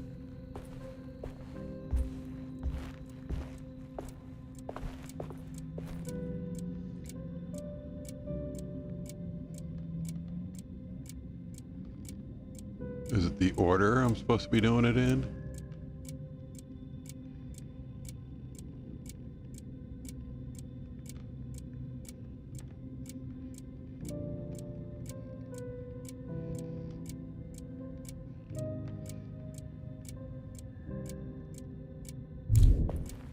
Supposed to be doing it in this order then. William, Franklin, and then Nora.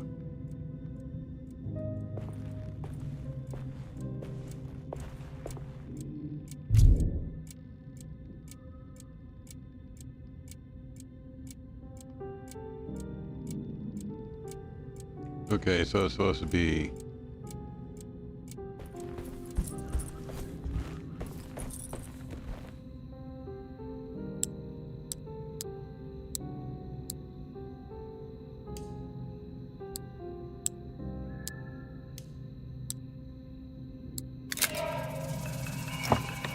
Got it.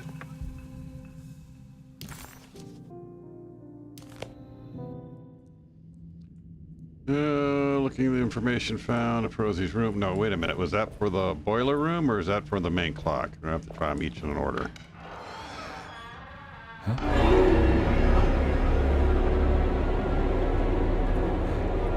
What the hell's going on here? Time for some firepower.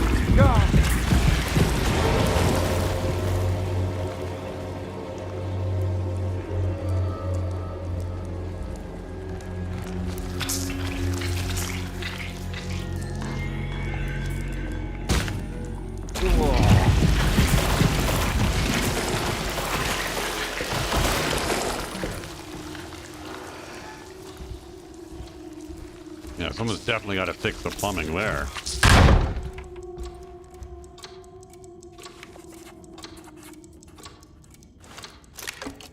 I think I've seen this somewhere.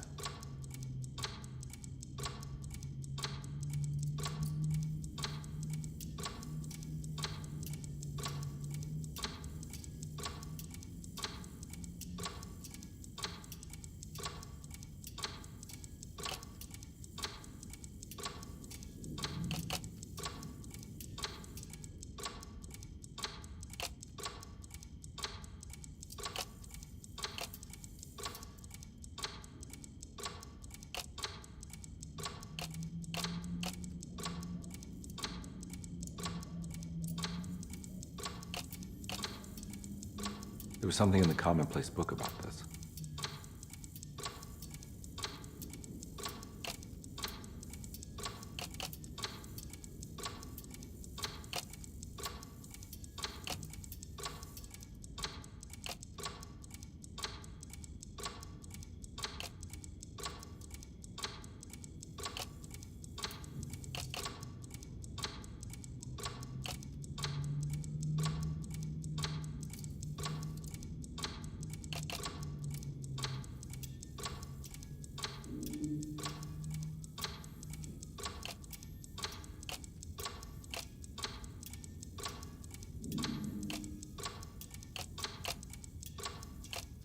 Right?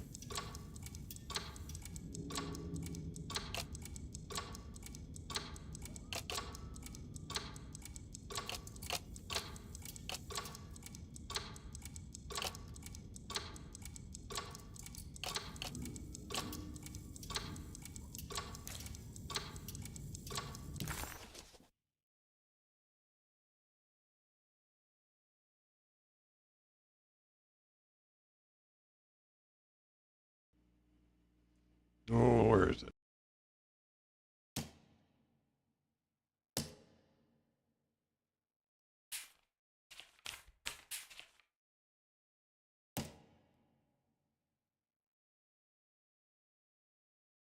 Detective Carnby had a hard time understanding what had happened. It did feel similar to when he was pulled into the French Quarter, but with less power and purpose. Did he cause this, or was it something else?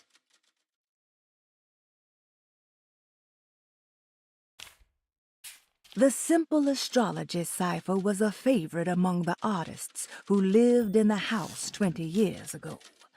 They easily turned into numbers when needed, but also acted as signatures for the members, as there were only 12 of them.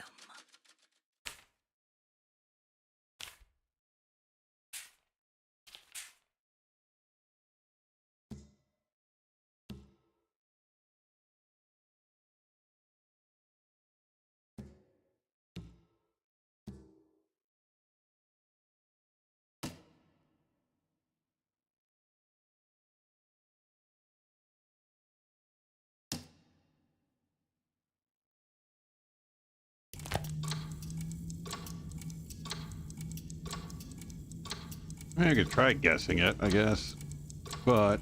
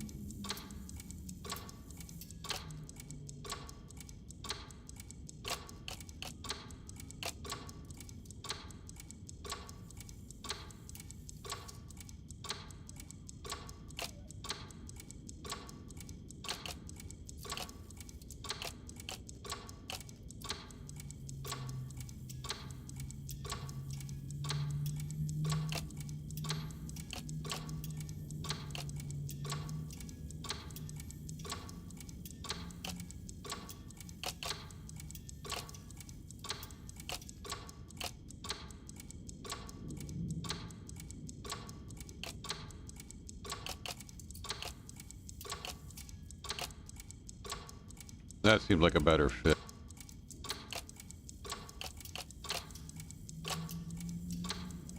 Not sure about that one.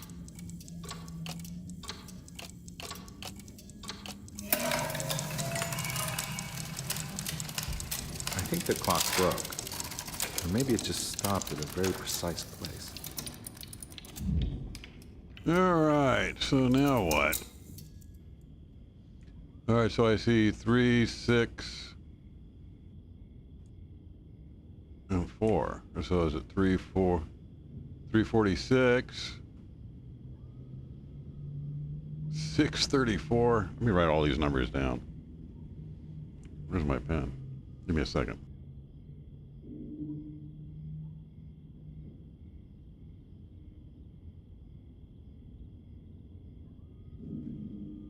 All right, so we're going to start at 3, 4, 6. We go clockwise. We go counterclockwise.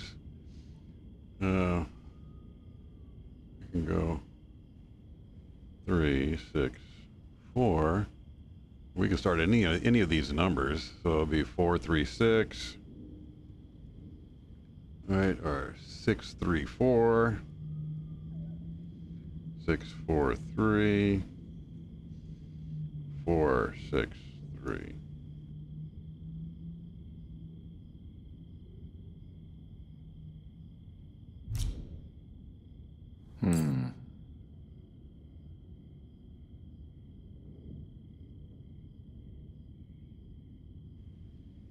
Try the first one.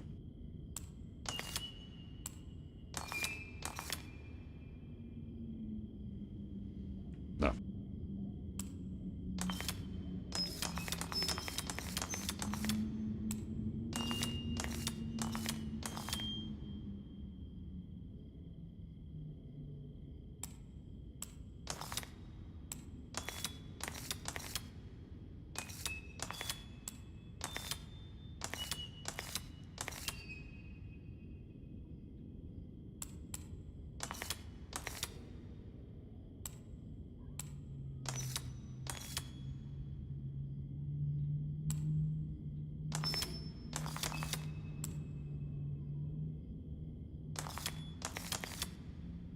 There we go. There's a picture in the black glass. It's showing me something. It's the hallway outside Jeremy's room.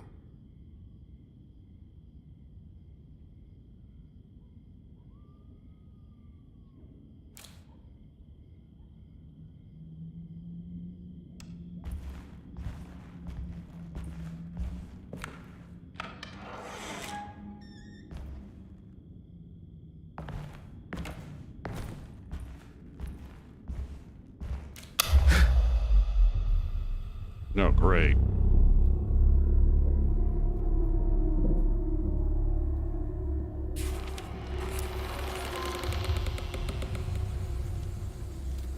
So anyway, I started blasting.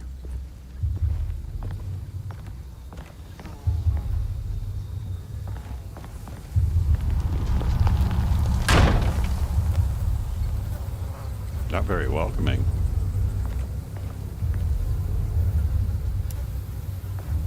Huh. I made it. I entered another one of Jeremy's memories. Jeremy liked his booze and weird tales. I mean, you know, before the internet.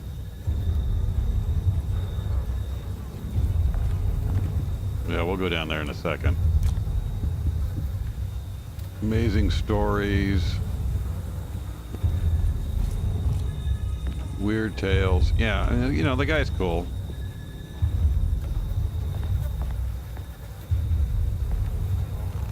Ugh.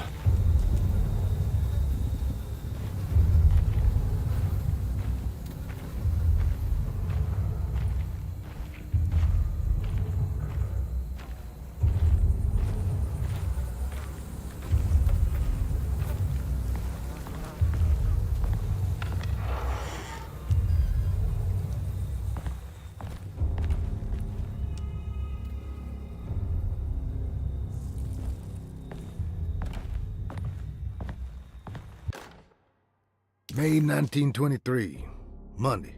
All okay, ready for delivery. Maintenance, oil pump must be serviced. Any tampering causes large spills unless properly forestalled. Tuesday, shipment delayed but delivered. Maintenance, service bridge close to broken.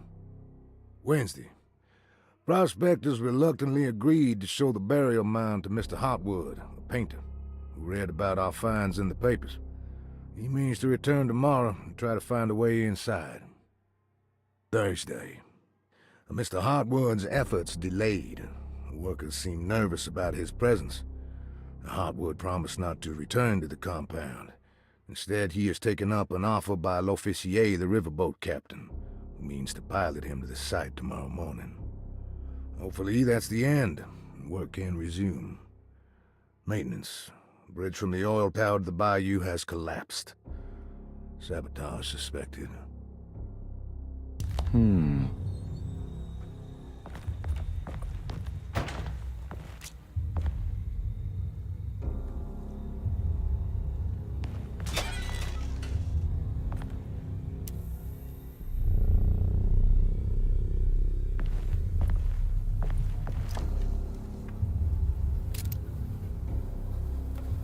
I only get one shotgun shell? Oh, we're gonna need more than that.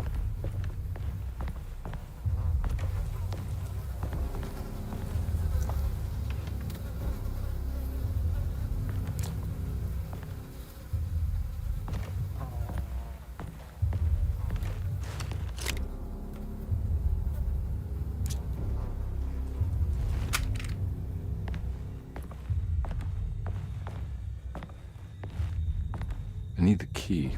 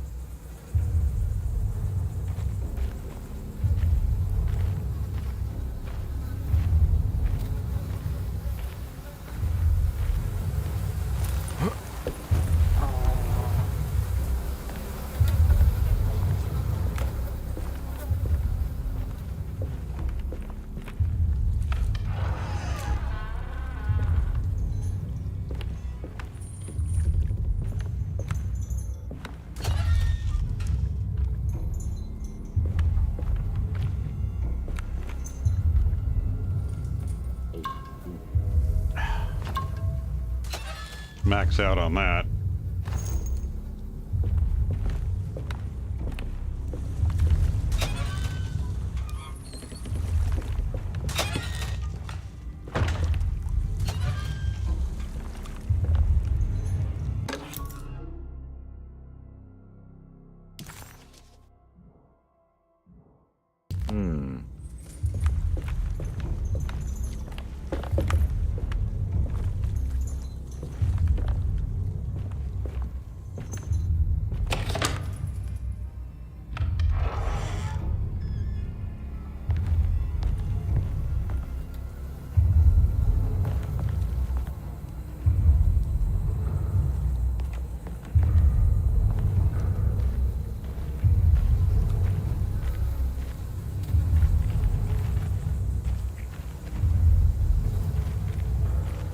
Let me go back in there and look what's going on around in here.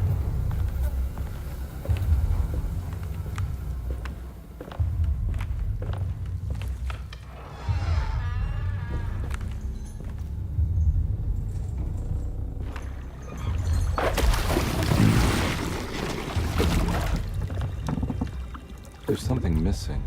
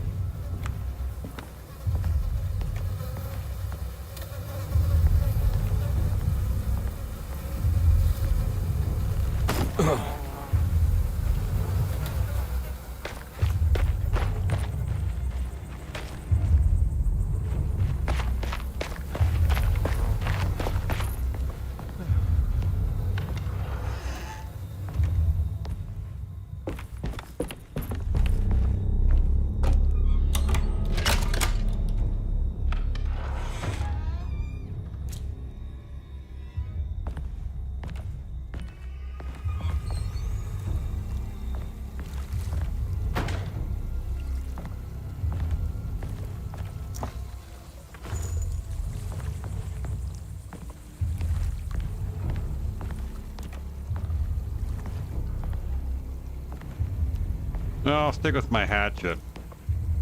Seems more menacing than a piece of pipe.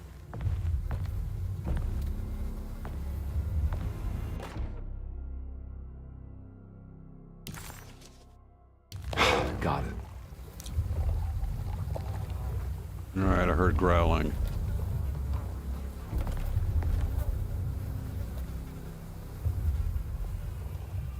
I don't think there's anything else in here we can use.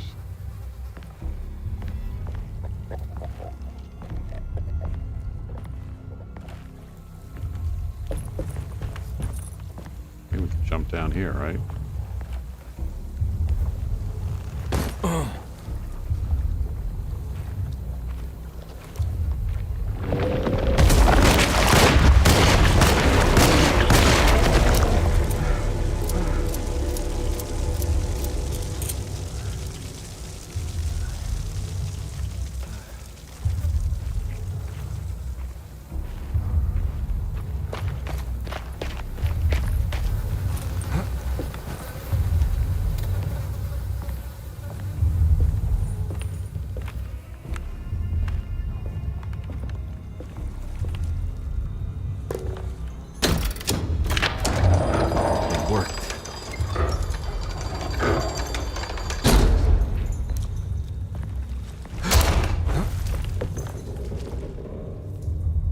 That made me jump.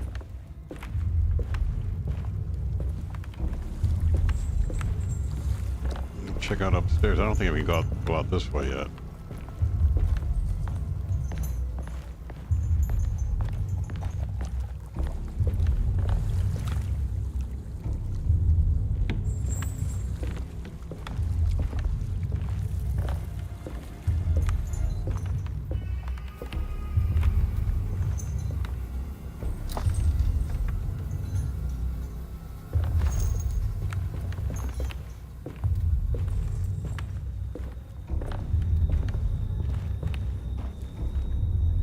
Yeah, I got all the booze I need.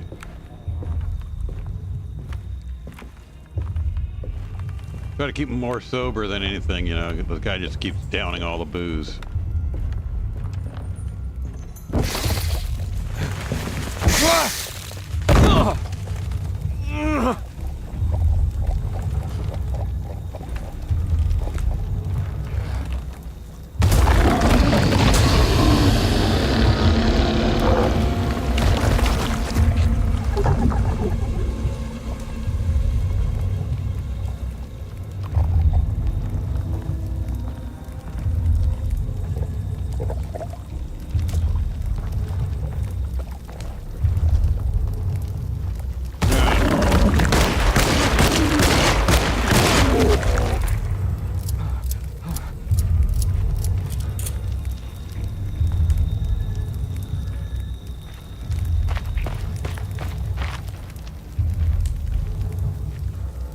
I guess they want me to melee this thing. They're putting hatchets and a ore.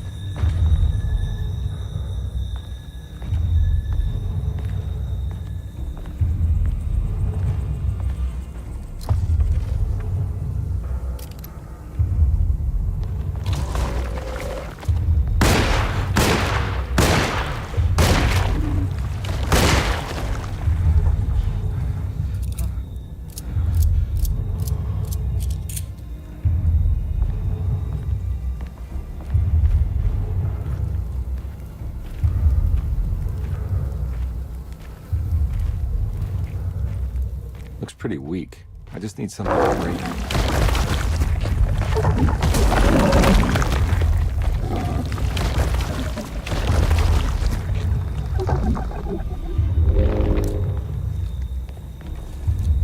Yeah, the hatchet.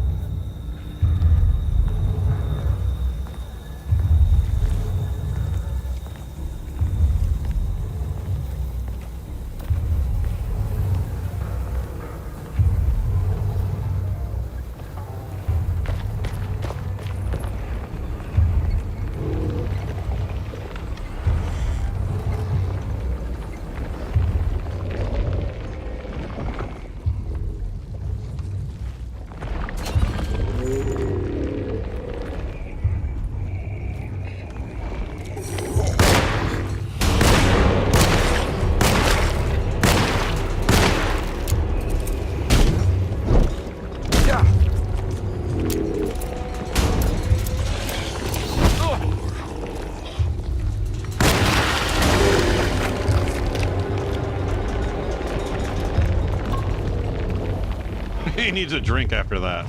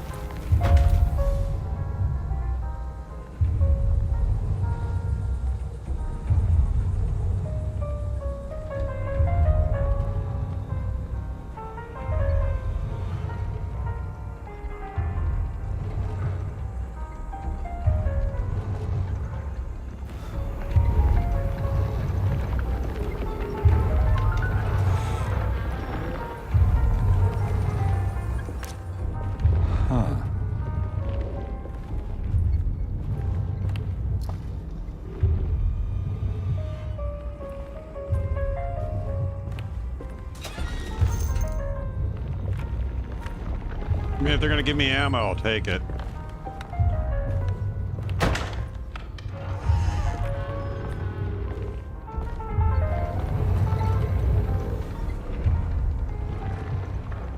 Alright, so we gotta, I think I have to race to get over to, I forget how to do this.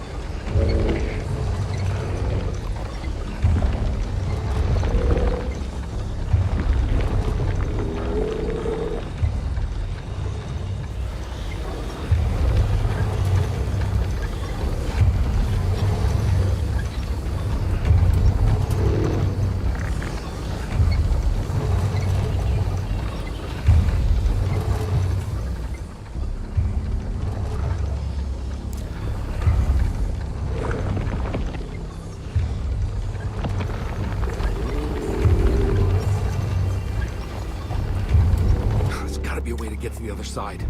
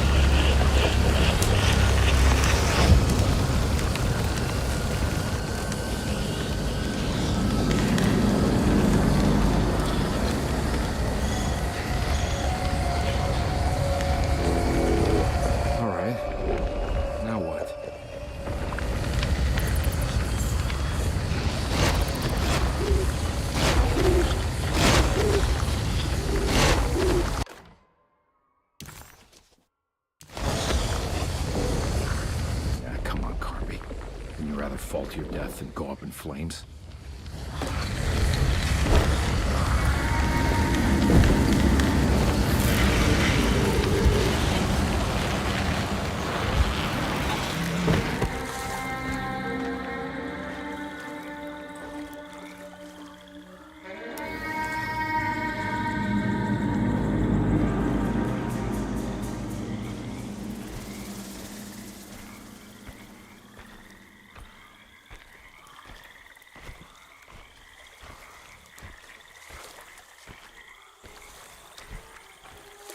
You know how there's alligators in the water in New Orleans? If the water's wet, there's alligators.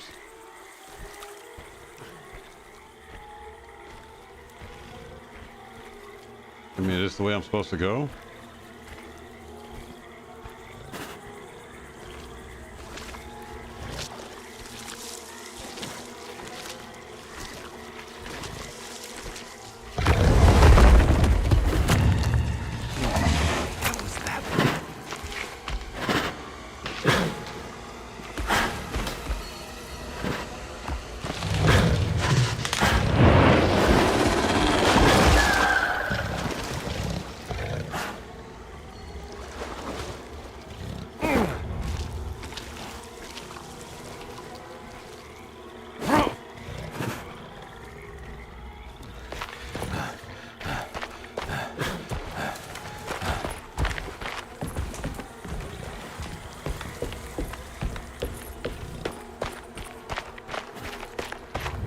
The hateful mound Jeremy talked about in his book.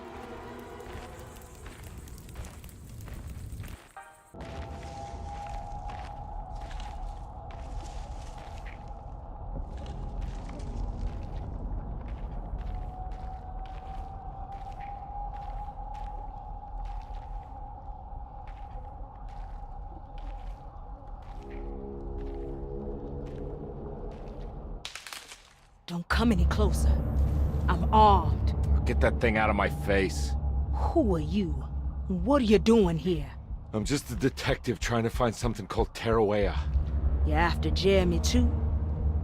Why? I'm working for his niece. She wants to make sure he's all right. He might be unharmed, but far from all right. He's a curse upon Derceto. Here we go again. Quiet.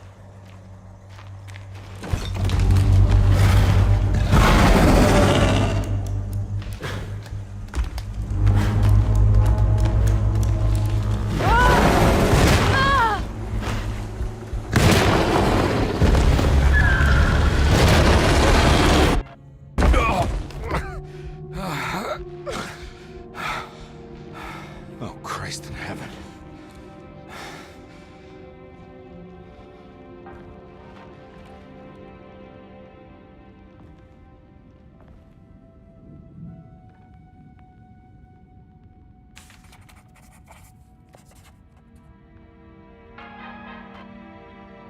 It was a bust. The oil rig and the hateful mound led him nowhere closer to finding Jeremy. Carnby was sure he had struck gold when he found Jeremy's bag, but it was just a trap set by Lottie, another of Derceto's orderlies. Things got out of hand real quick, but somehow Carnby managed to find his way back to Derceto, none the wiser. At least it was one item off his list. Now he had to figure out what to do with the boiler.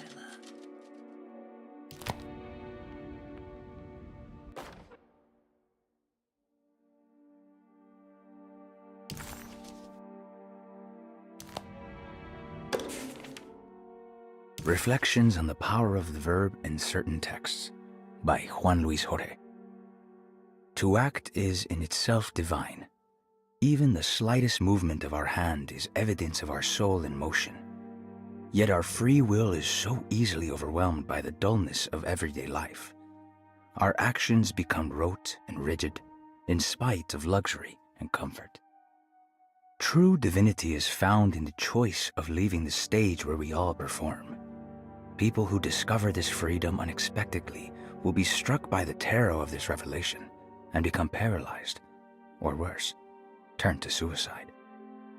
However, if you are able to weather that storm, you will discover that there is a divine path beyond that fear. There is a chance to dismount your destiny and make something new.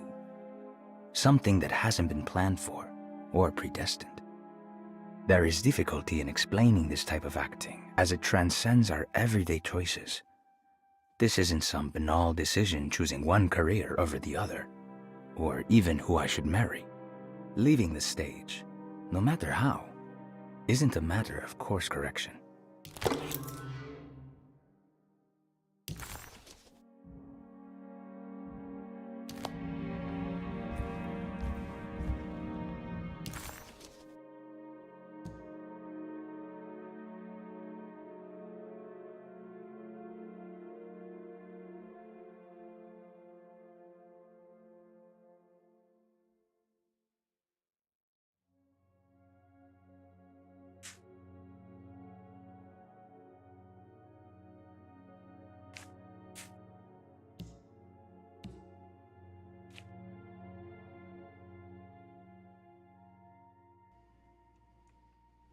Am I missing it? SE pantry, mag's room, laundry room, kitchen, conservatory, boiler room. That's wine cellar.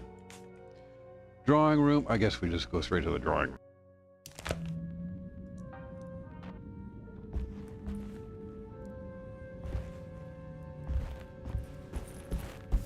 That's what the spatula's for. It's wedged shut. It worked.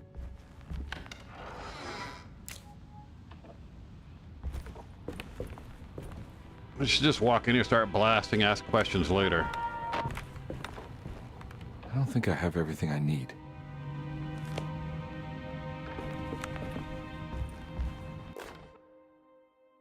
The Barlow lens. Instructions.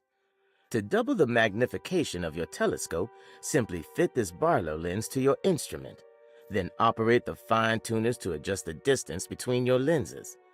This is easily done while looking through your eyepiece.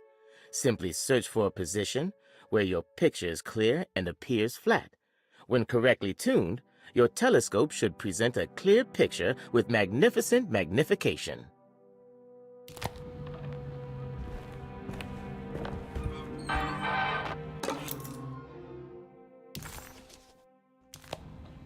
Finally.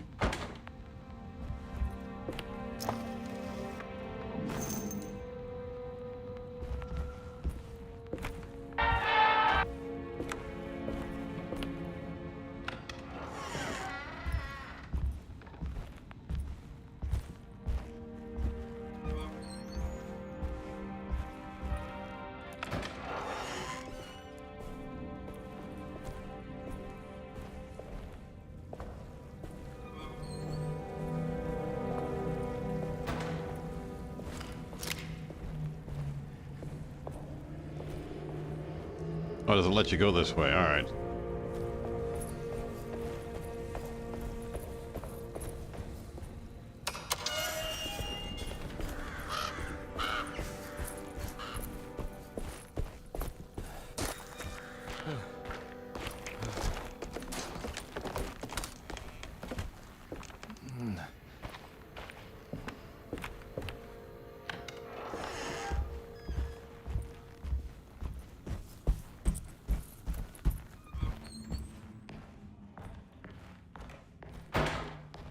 Yeah, they have alligators in Texas, Louisiana, Florida, all the southern states, really. And now that they're protected, even though they're farmed, they're starting to get real big again.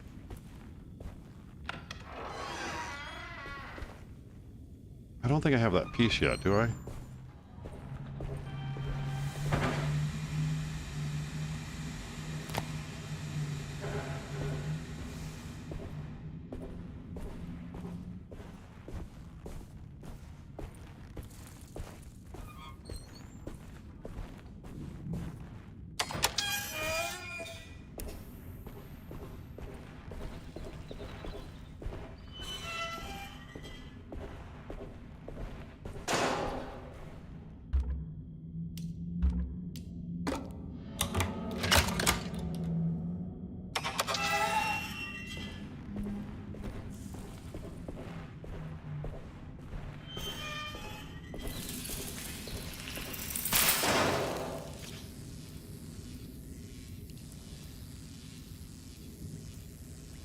That looks like a distillery. They're making their own hooch here.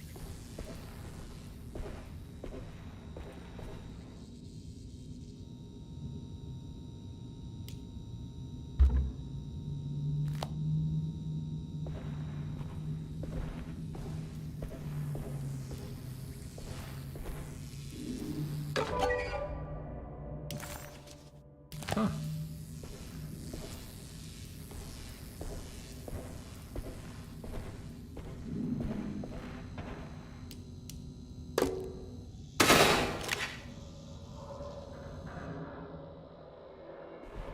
It worked.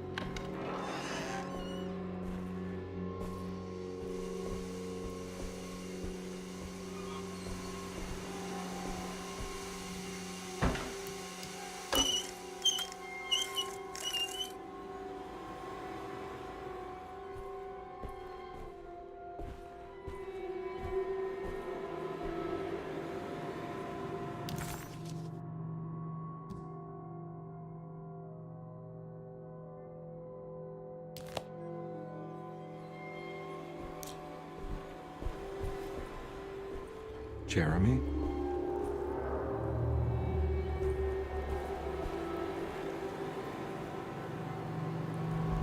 What the hell is going on?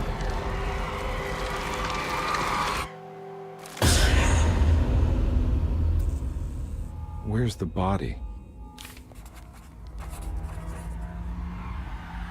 Carnby didn't know what to make of the grotesque vision of the dead clerk. Was he dead, or was it all fiction? Dun dun dun!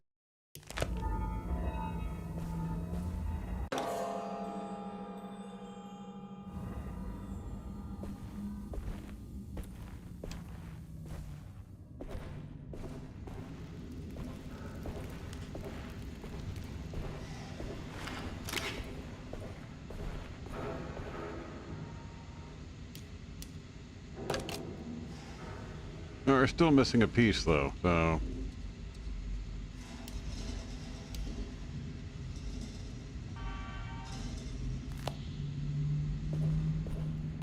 Wait, what does this say? You know, Mr. Waits, I saw a piece of the plate that Liza broke. I think she's been hiding them.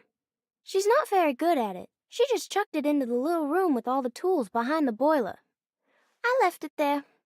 I didn't want to embarrass her by picking it up while she was looking. We went upstairs instead and played backgammon. I let her win, because she's so unhappy. The piece looked like the one on display in Cassandra's room. You know about that one already, right?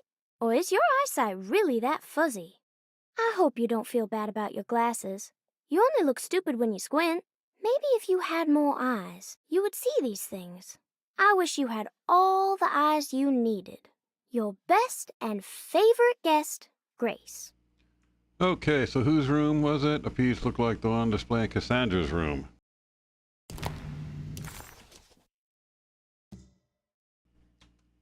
Okay, here we are. So we got to go across again, right? Yeah.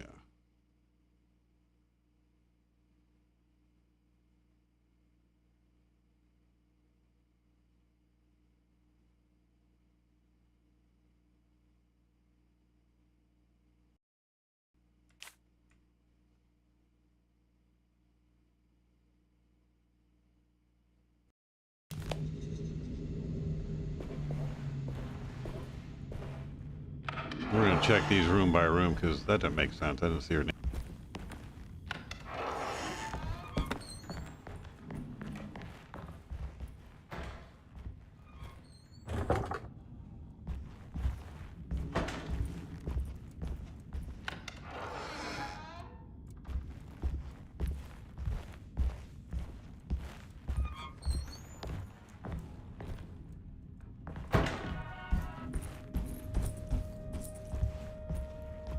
Let me try that room upstairs. That was locked, right? It's wedged shut. It worked.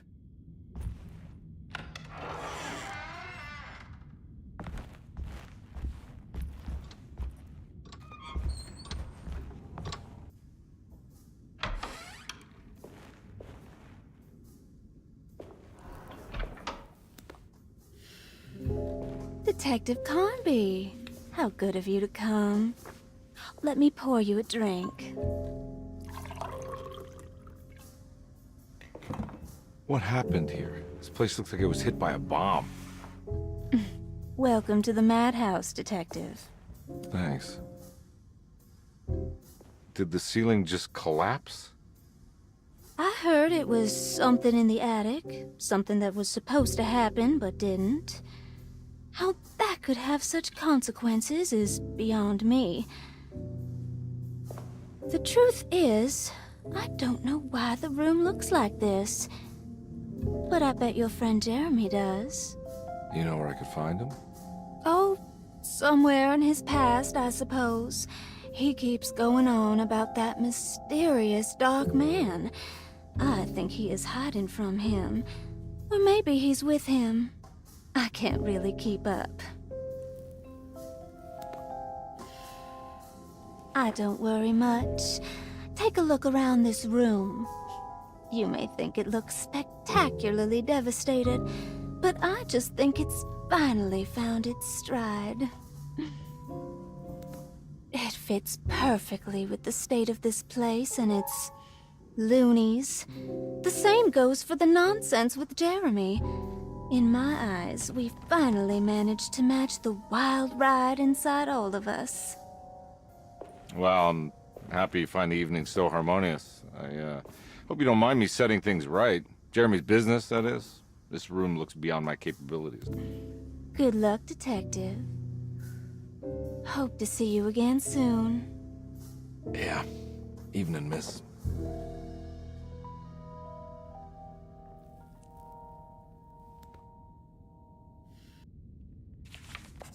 Okay, let's go back real quick. We're gonna check the rooms. All right, let me check the map. Ruth seemed like a handful. Her talk about Jeremy and the Dark Man made it sound like she might know something of importance. But ultimately, it felt like a dead end.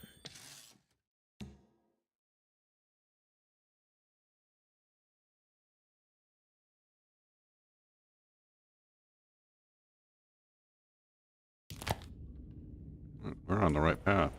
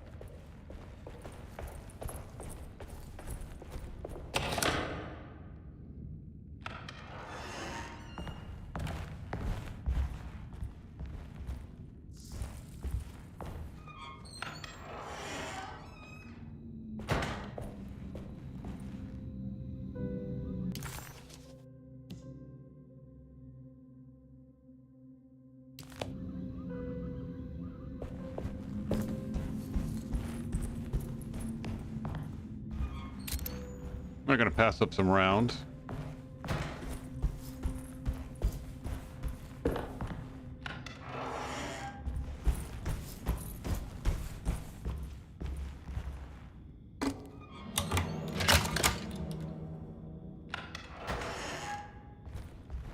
No, that's the little kid's room, and I think that's Cassandra's room, one of those. There's something missing.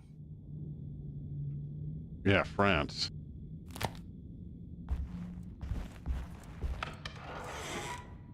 Right, little kid's room. This must be that kid's room. Don't you worry, Grace. Go play your game, bleat and bellow with the others. I won't be jealous. There will be more masquerades. However, I would love it if you would finish my mask for the feast. With love, Ruth. Why does she seem so familiar?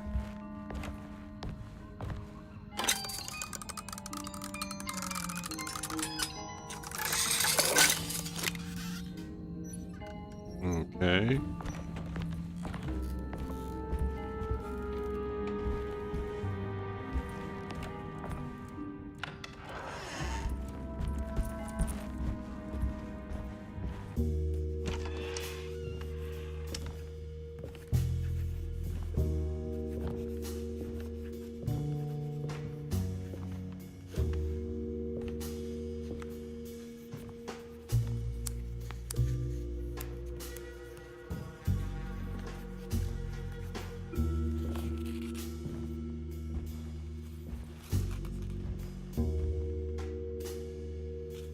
What you got there?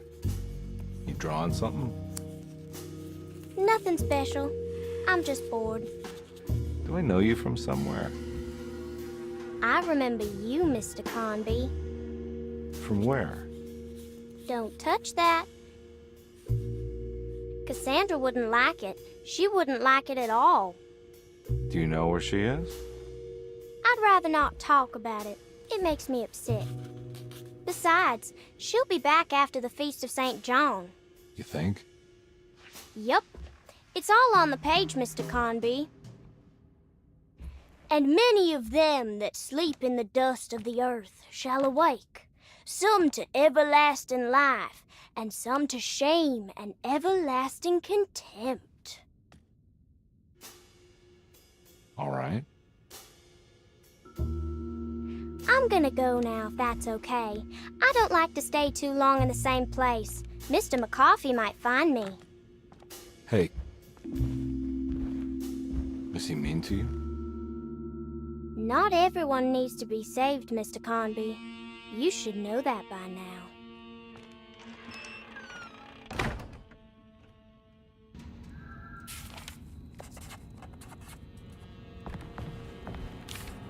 There's more of that rot again. Like it's guiding me to do something. So this is where Cassandra Beauregard ended up. For some reason, I thought she died. If I find the full set of bottles, then maybe I can make something out of the stains of rot. I don't think I have everything I need. Miss Beauregard, I picked up your medicine at the post office today. As you understand, it needs to be administered by the orderlies for your safety. I've put the box in Lottie's room for now, and I'm sure she will find you as soon as possible. Mr. Waits.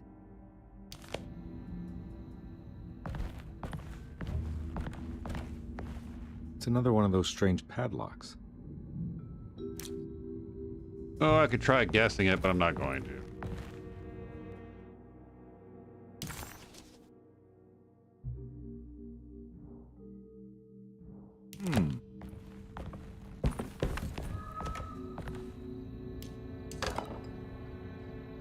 I don't think I have everything I need.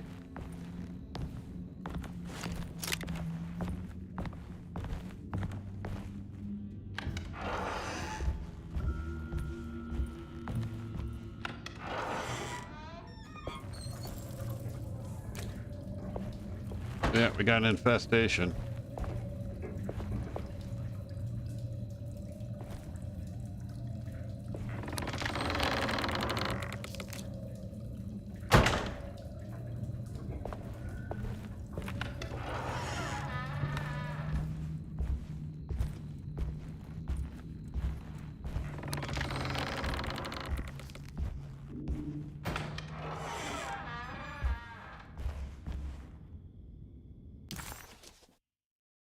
The medicine bottles had stains of rot on the labels, suggesting some greater shape. They just needed to be put in the right order. But for what purpose?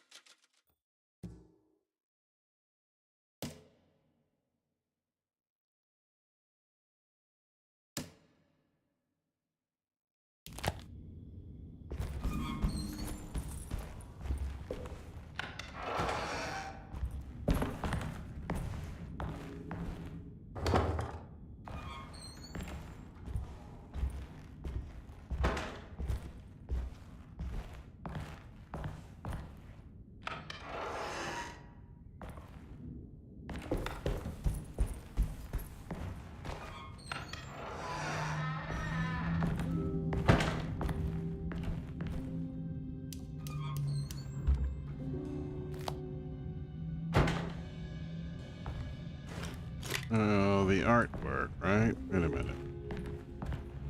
Missing piece.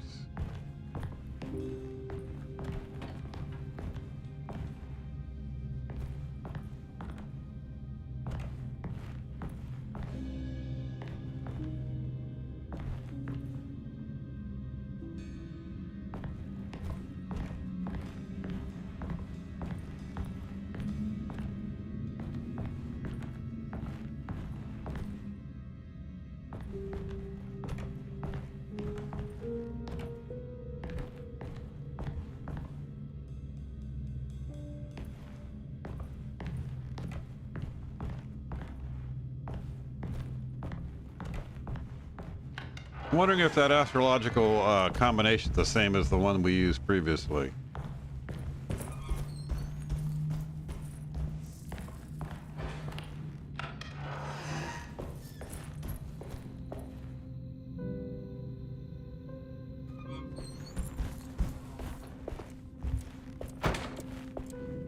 Astarte Artist Colony. I remember hearing about their disappearance. Must have been 15 years or more now.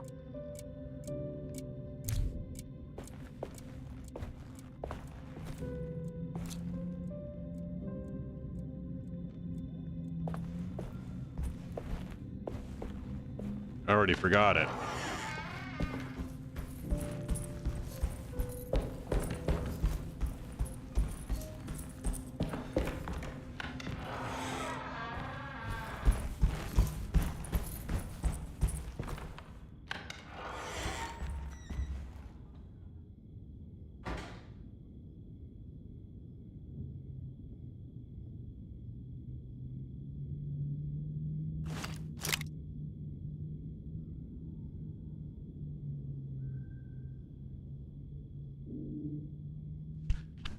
Sorry about that. Had to take a quick phone call.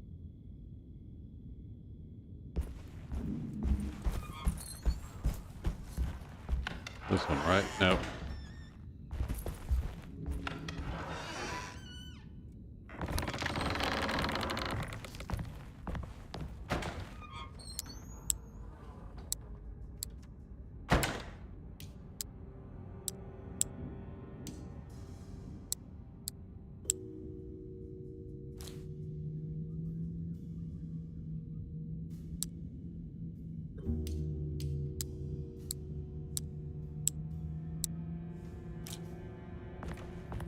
Is it the same combination? Oh, wait a minute.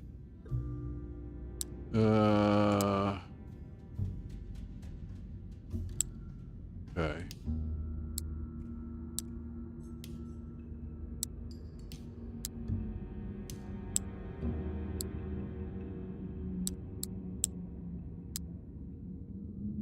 Okay, it was Pisces, right? Sagittarius and Taurus.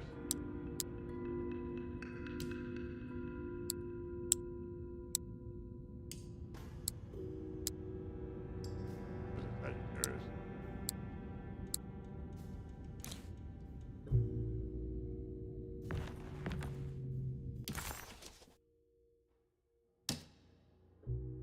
Pisces. It was 9. Yeah, Pisces, Taurus, and Libra. But in what combination? Try Libra, Taurus, Spice. That's what I got.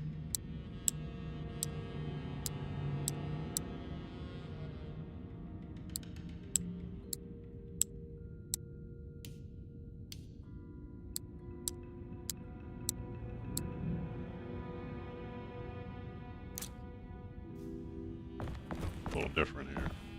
Unless this is this gives me a different comp. It might. I don't think I have everything I need.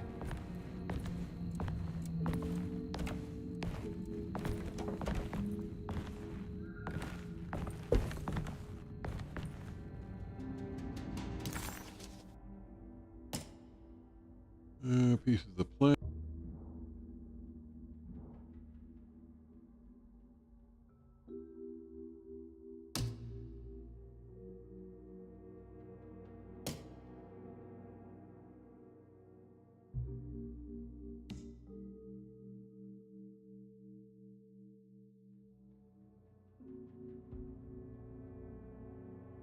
Why did that girl look so familiar?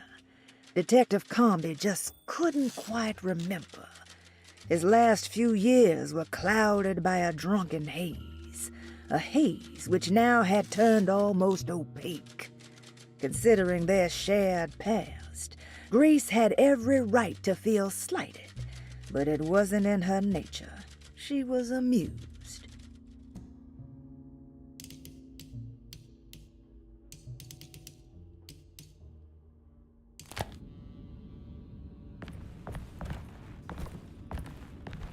Yeah, we got the three symbols. Let's just start messing them around.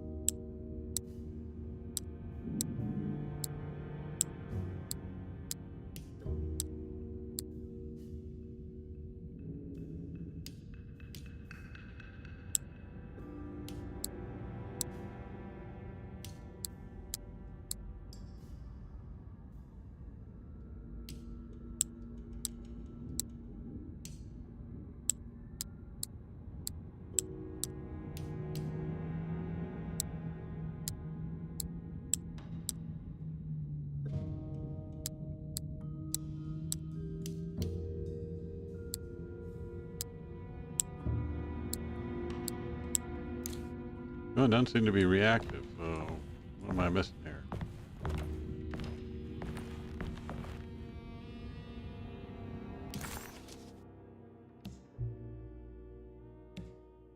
Find the missing medicine bottle.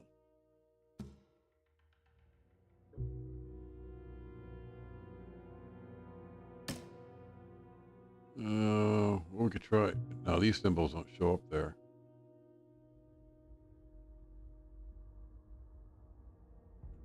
Those Pisces, Taurus, and Libra.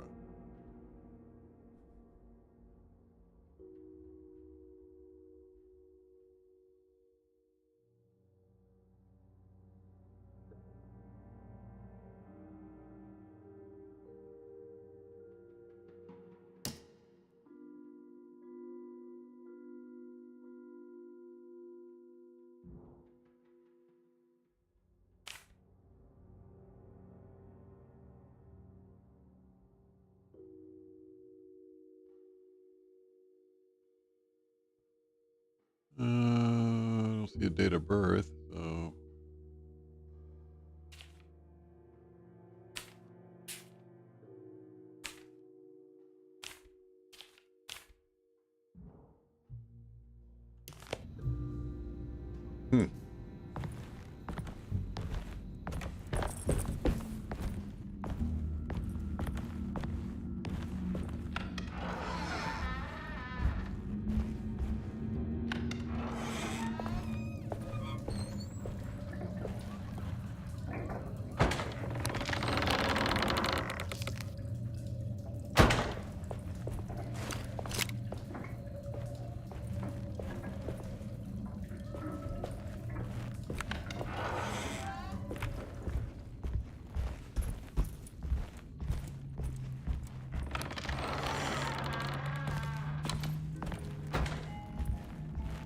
clue in here we're missing.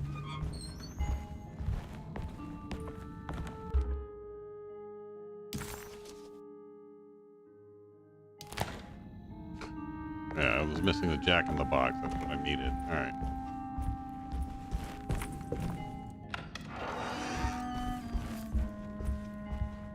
Yeah, France is still missing.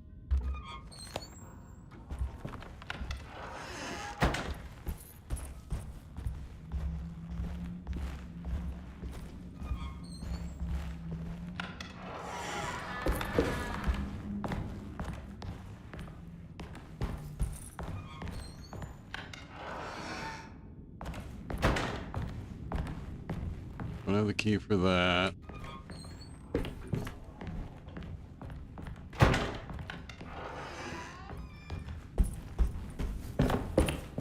This guy's into boxing, so let's check this guy's.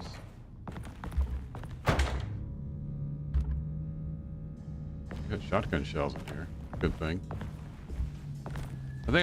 I think I'm supposed to be triggering an event. Oh.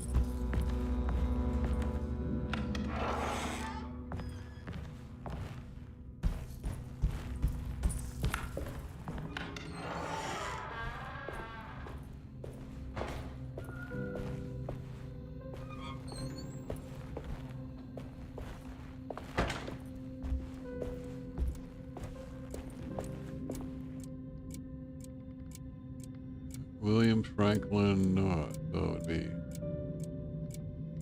could be any combination. Oh, wait a minute. All right, so do I have to match the weird symbols on the medicine bottles? That would be really hard. All right, let's check out the rest of the place.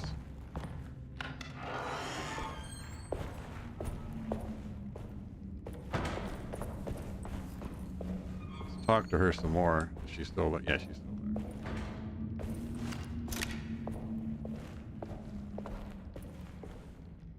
Can I get some more of that whiskey? Go ahead, Detective. I don't think I can stomach any more anyway.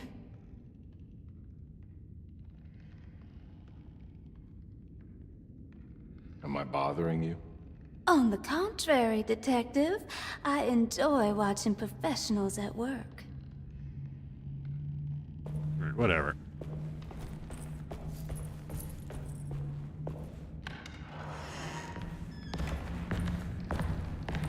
Yeah, we haven't even investigated this area here yet. We gotta do stuff.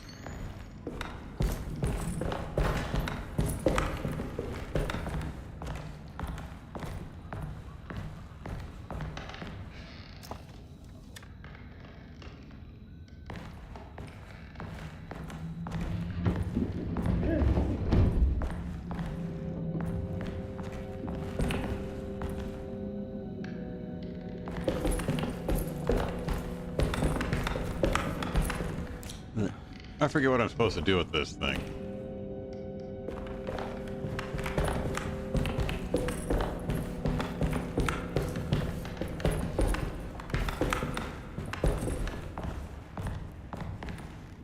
I think I need the key.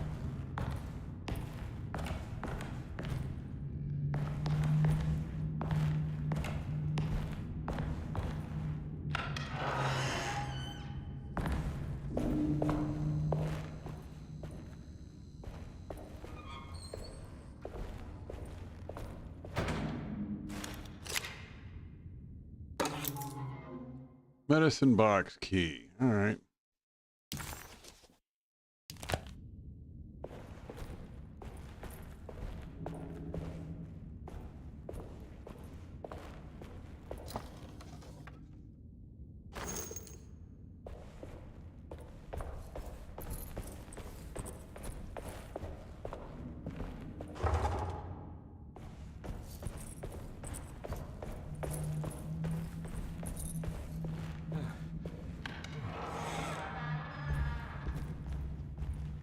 Ugh.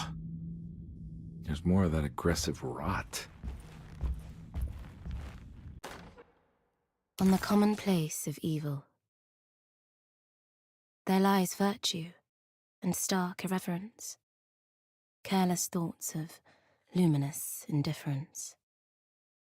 But blame not the beast we once were, which science so often wished to refer. Not the wicked full of sin, it is you who stand and grin. All our good intentions aside, whereupon we build our pride. Sunless solitude, follow not this corrupting light. Prophets of confidence always crashes out of sight. Hear me, for we all bear this mark. Thus we must remain alone in the dark. Yeah, John, I think she's all she does up there is sit up there all day long boozing. Like she said, she likes watching the guy work.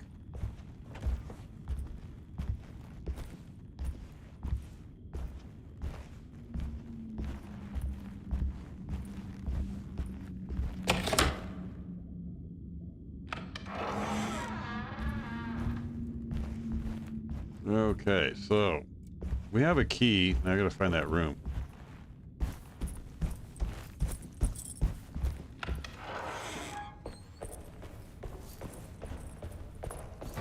That was probably a shorter way the way we were going.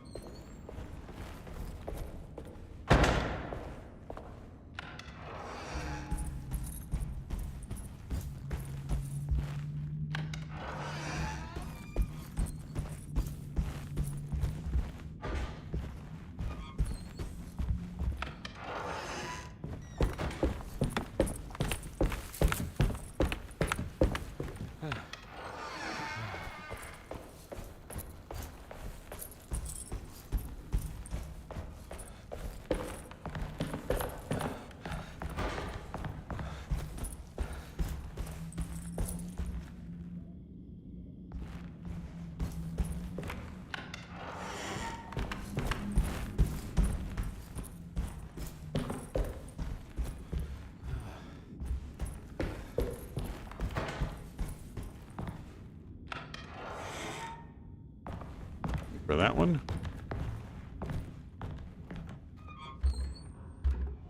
Steamer trunk key, medicine box. Whose room was it? I forget now.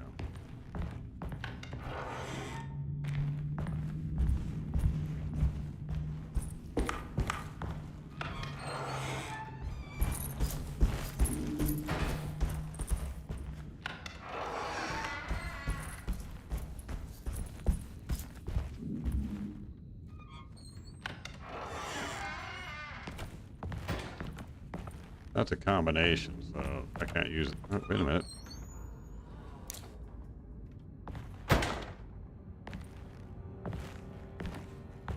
Oh, where did I see the medicine box?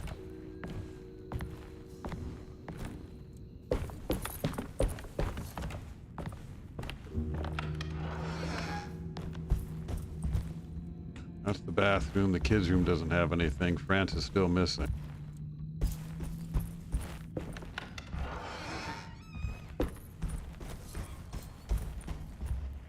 Downstairs is the office. You know, let's check the office. I haven't been there in a while.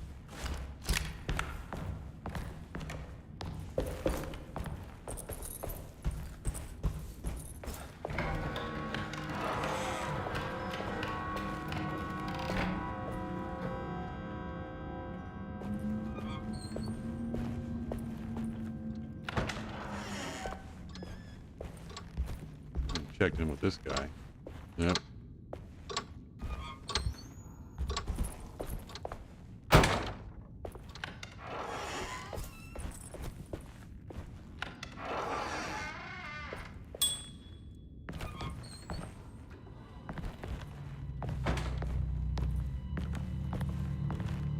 Don't know the combination for that. I need the key.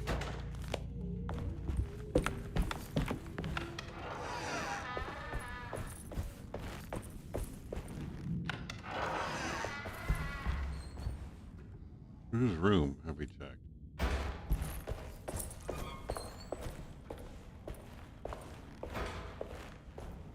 I need the key.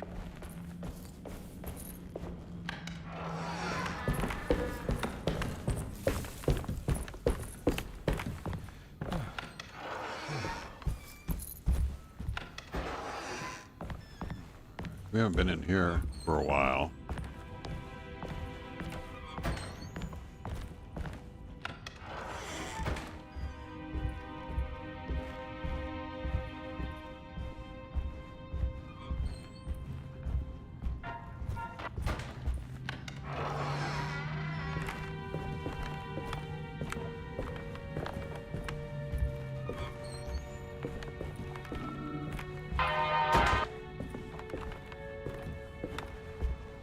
Don't have the piece for the telescope.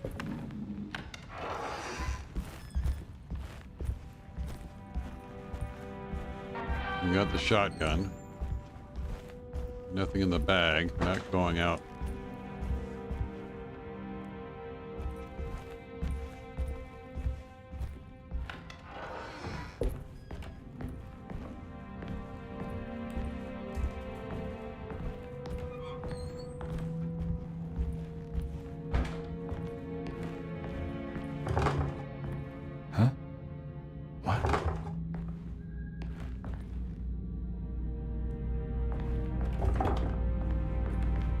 Doesn't give me an opportunity to get the key out, so.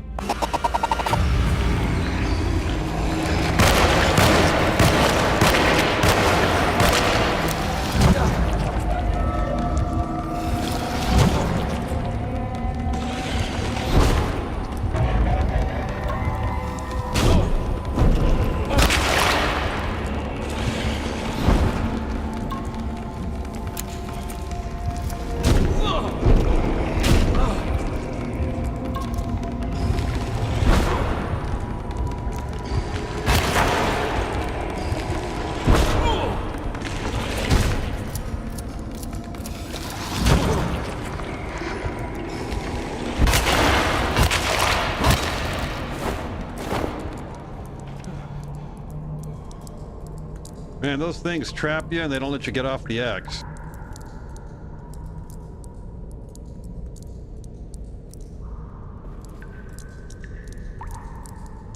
Once they got you cornered, it's hard to get off the X.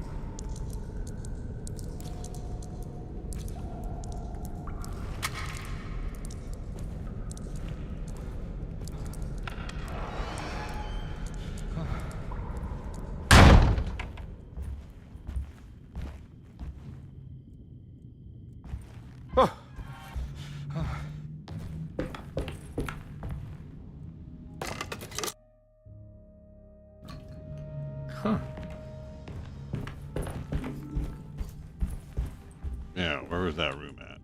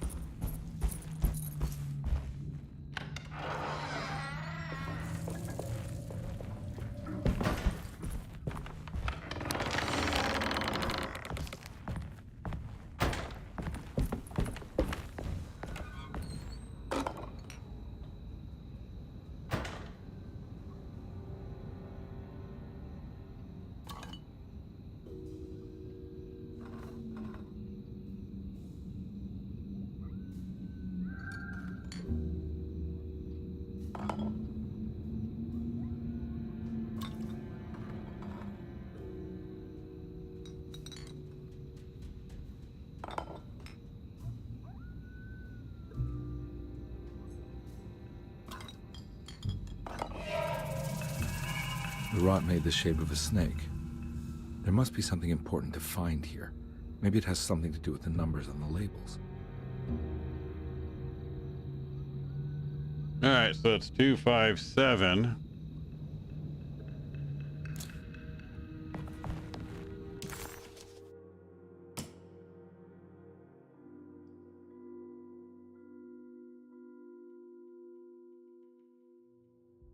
All right, so it's Pisces, Gemini.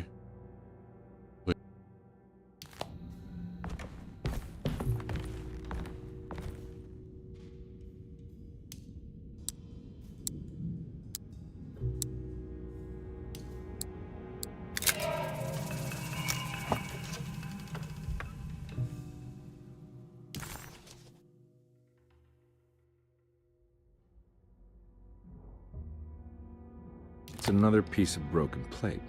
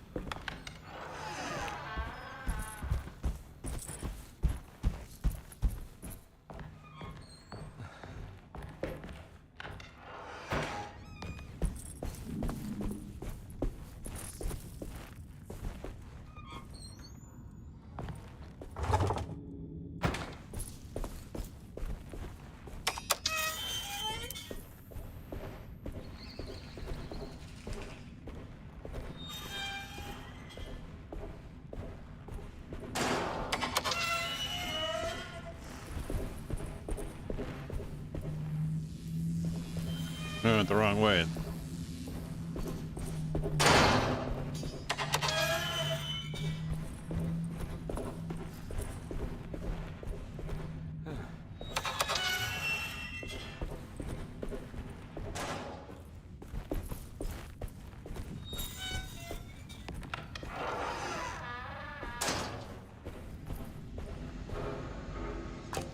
All right.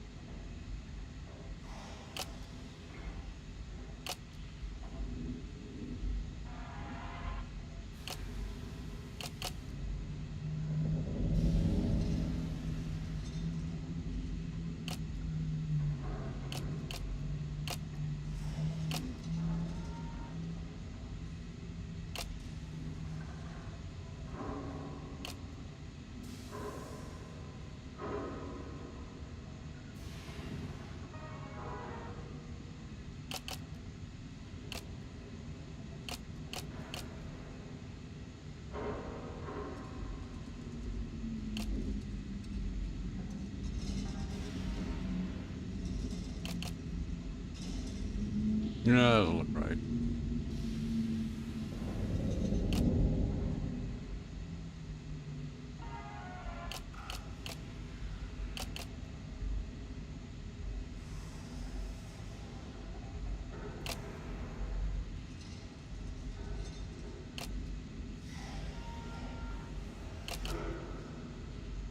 No, I ain't right either.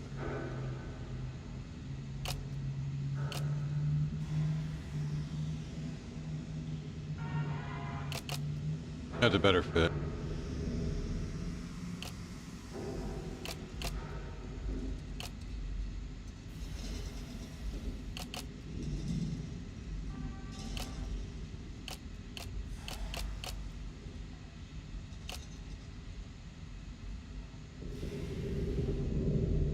Now I gotta fix these little pieces. These are the pains in the butt.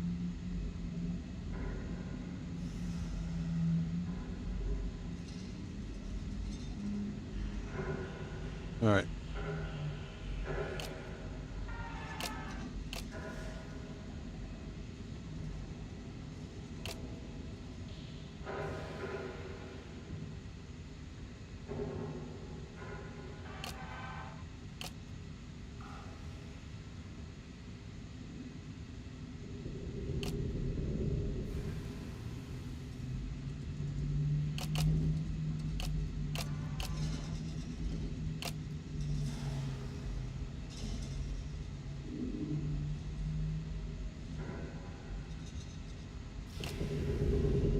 You would think it would fit there, but it doesn't look like it.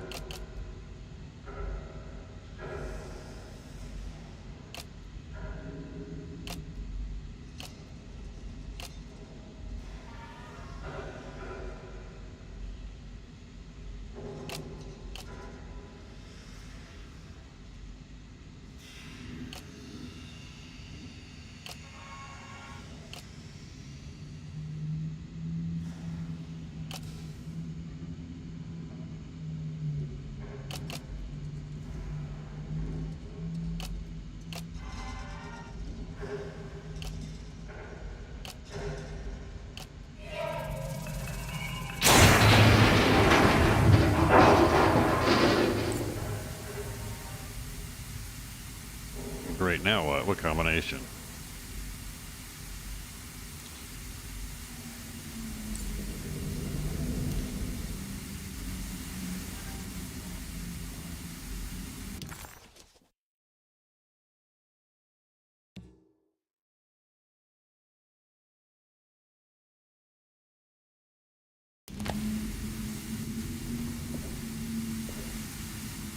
Hmm. 759.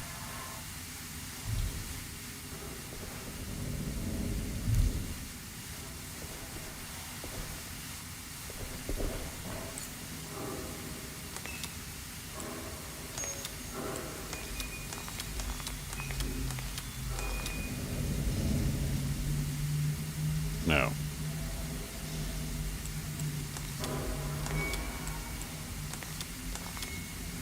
No. No.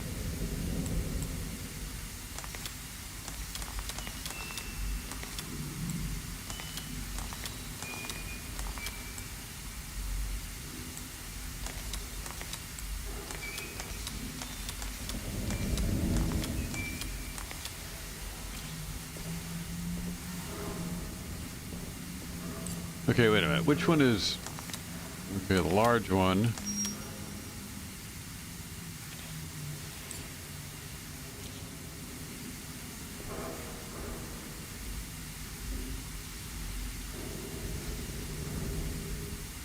Large one is 9, the medium is 7, and the small one is 5.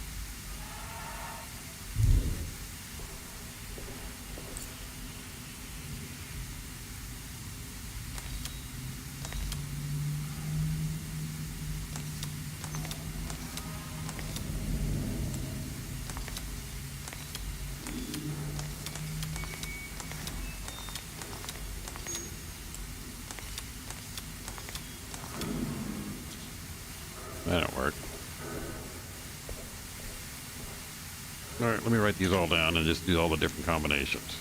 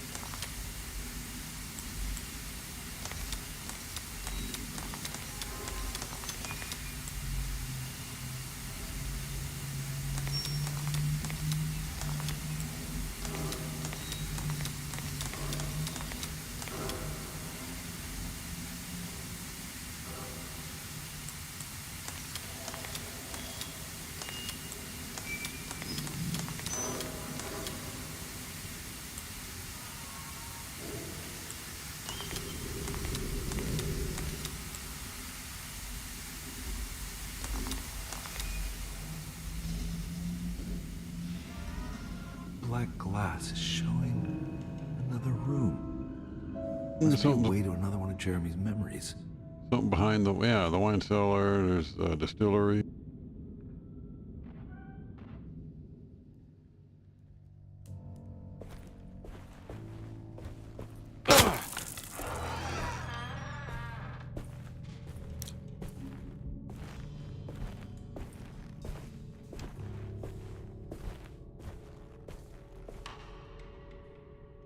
Wait a minute.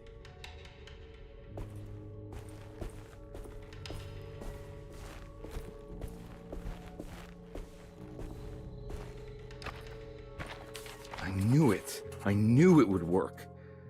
You're getting good at this, Carnby. I know I'm too good at this.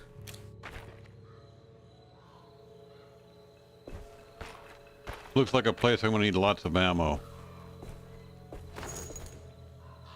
And they give me one.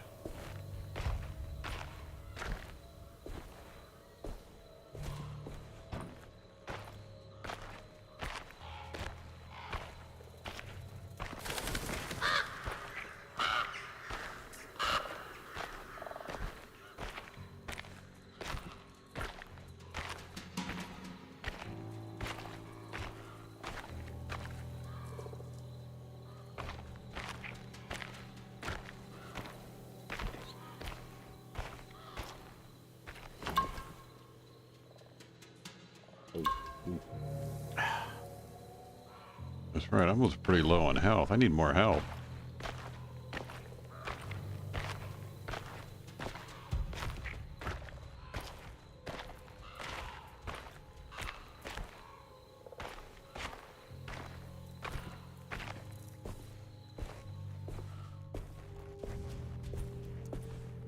The Hartwood's family crypt. Emily's family must have deeper roots in New Orleans than I thought. I figured she was a Yankee like me.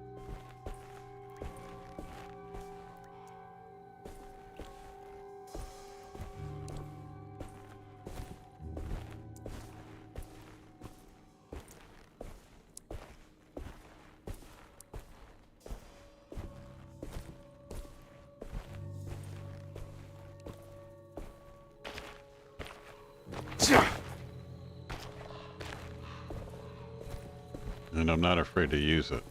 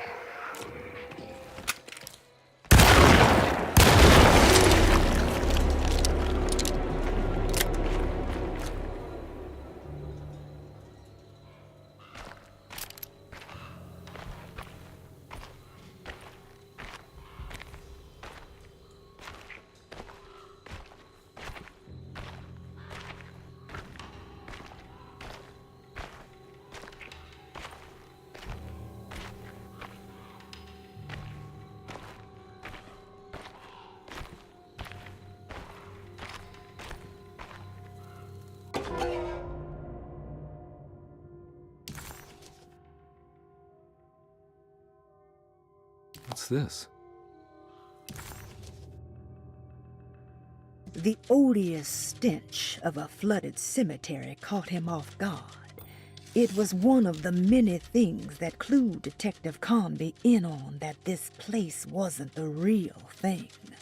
This was some nightmarish surrogate, patched together by Jeremy's tattered memories. This is why we bury above ground, he thought, and set off to find the chapel that Jeremy had mentioned.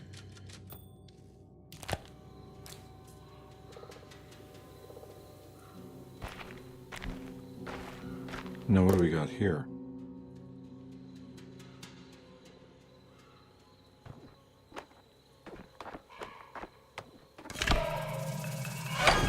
Got it.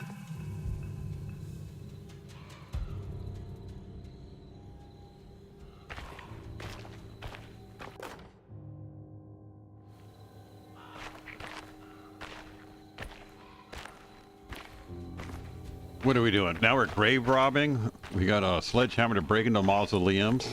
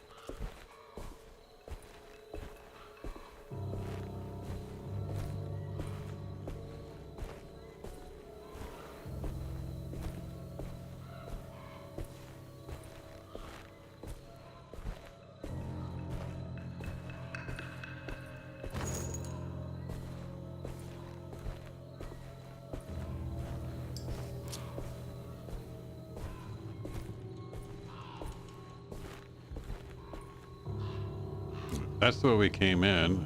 Here's another path. Jeremy sketched this chapel in a book, so it must be important. Okay. Looks like I'll need more medallions to open it, though. I don't think I have everything I need.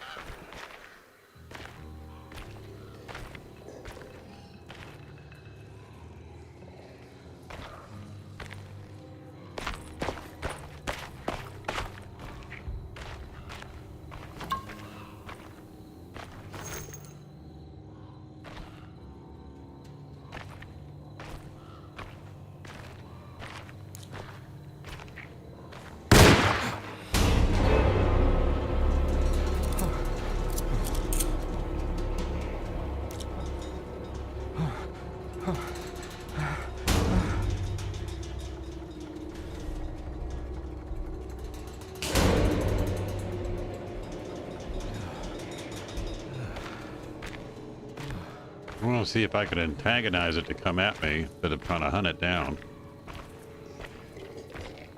It might be limited to the water.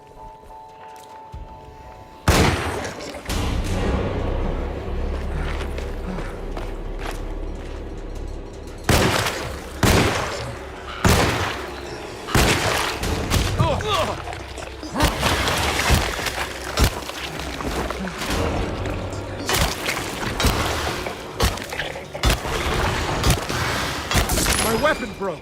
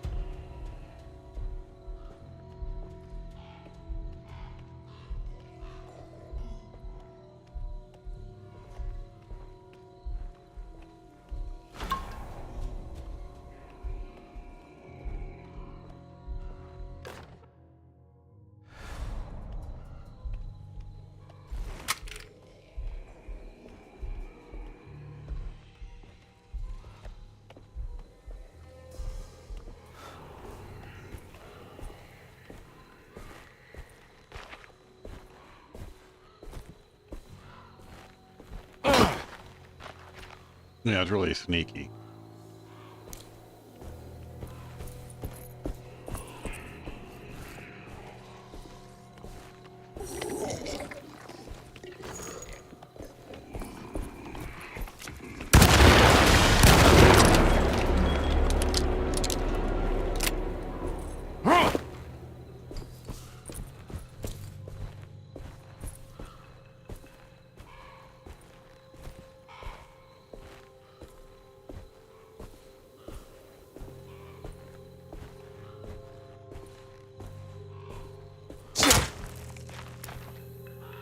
Yeah, the whole...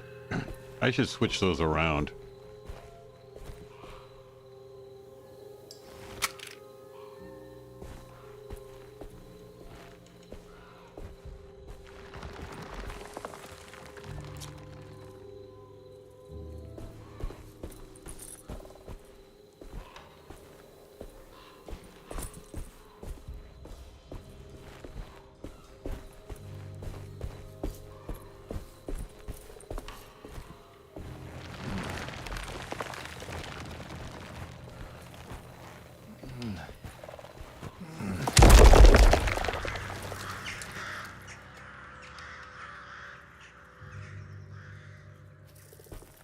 Just let me have that as a weapon, melee weapon.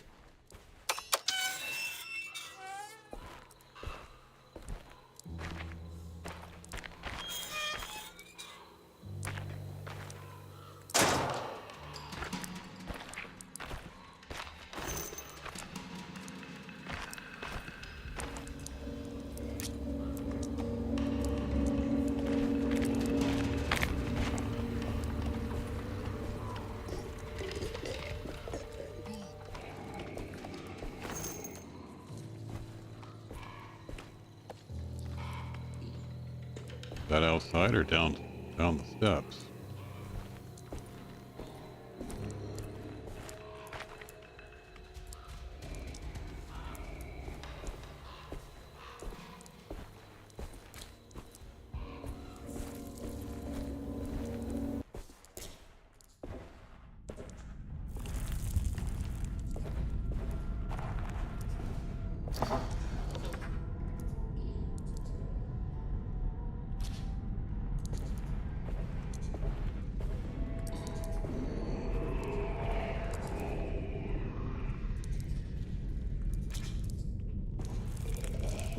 That's what I need.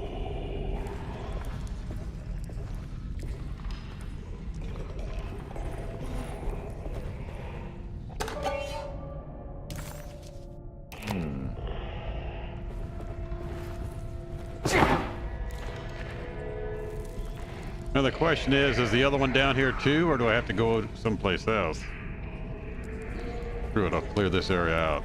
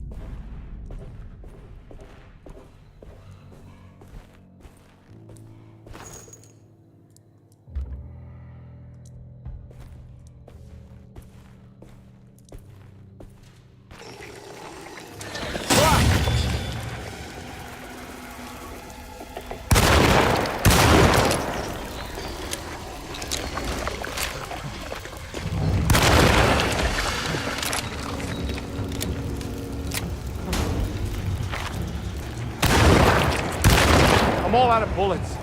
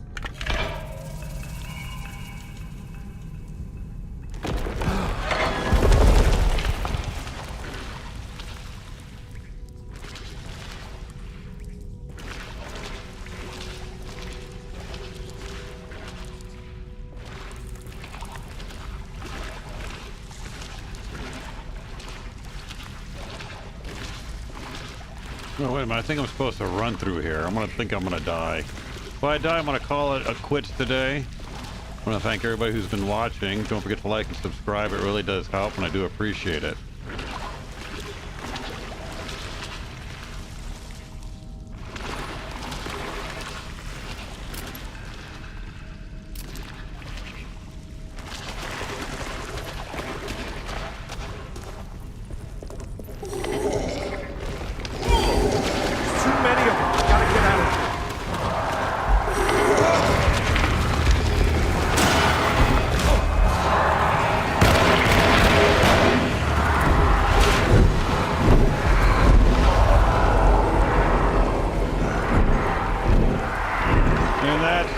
Finally died. I'll pick this up tomorrow night.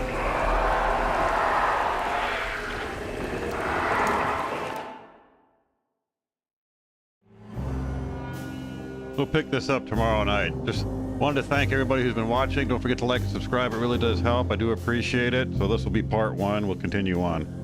So with that, have a good night, good morning, good evening, depending on what it is where you're at. John, thank you for stopping by. Bye-bye.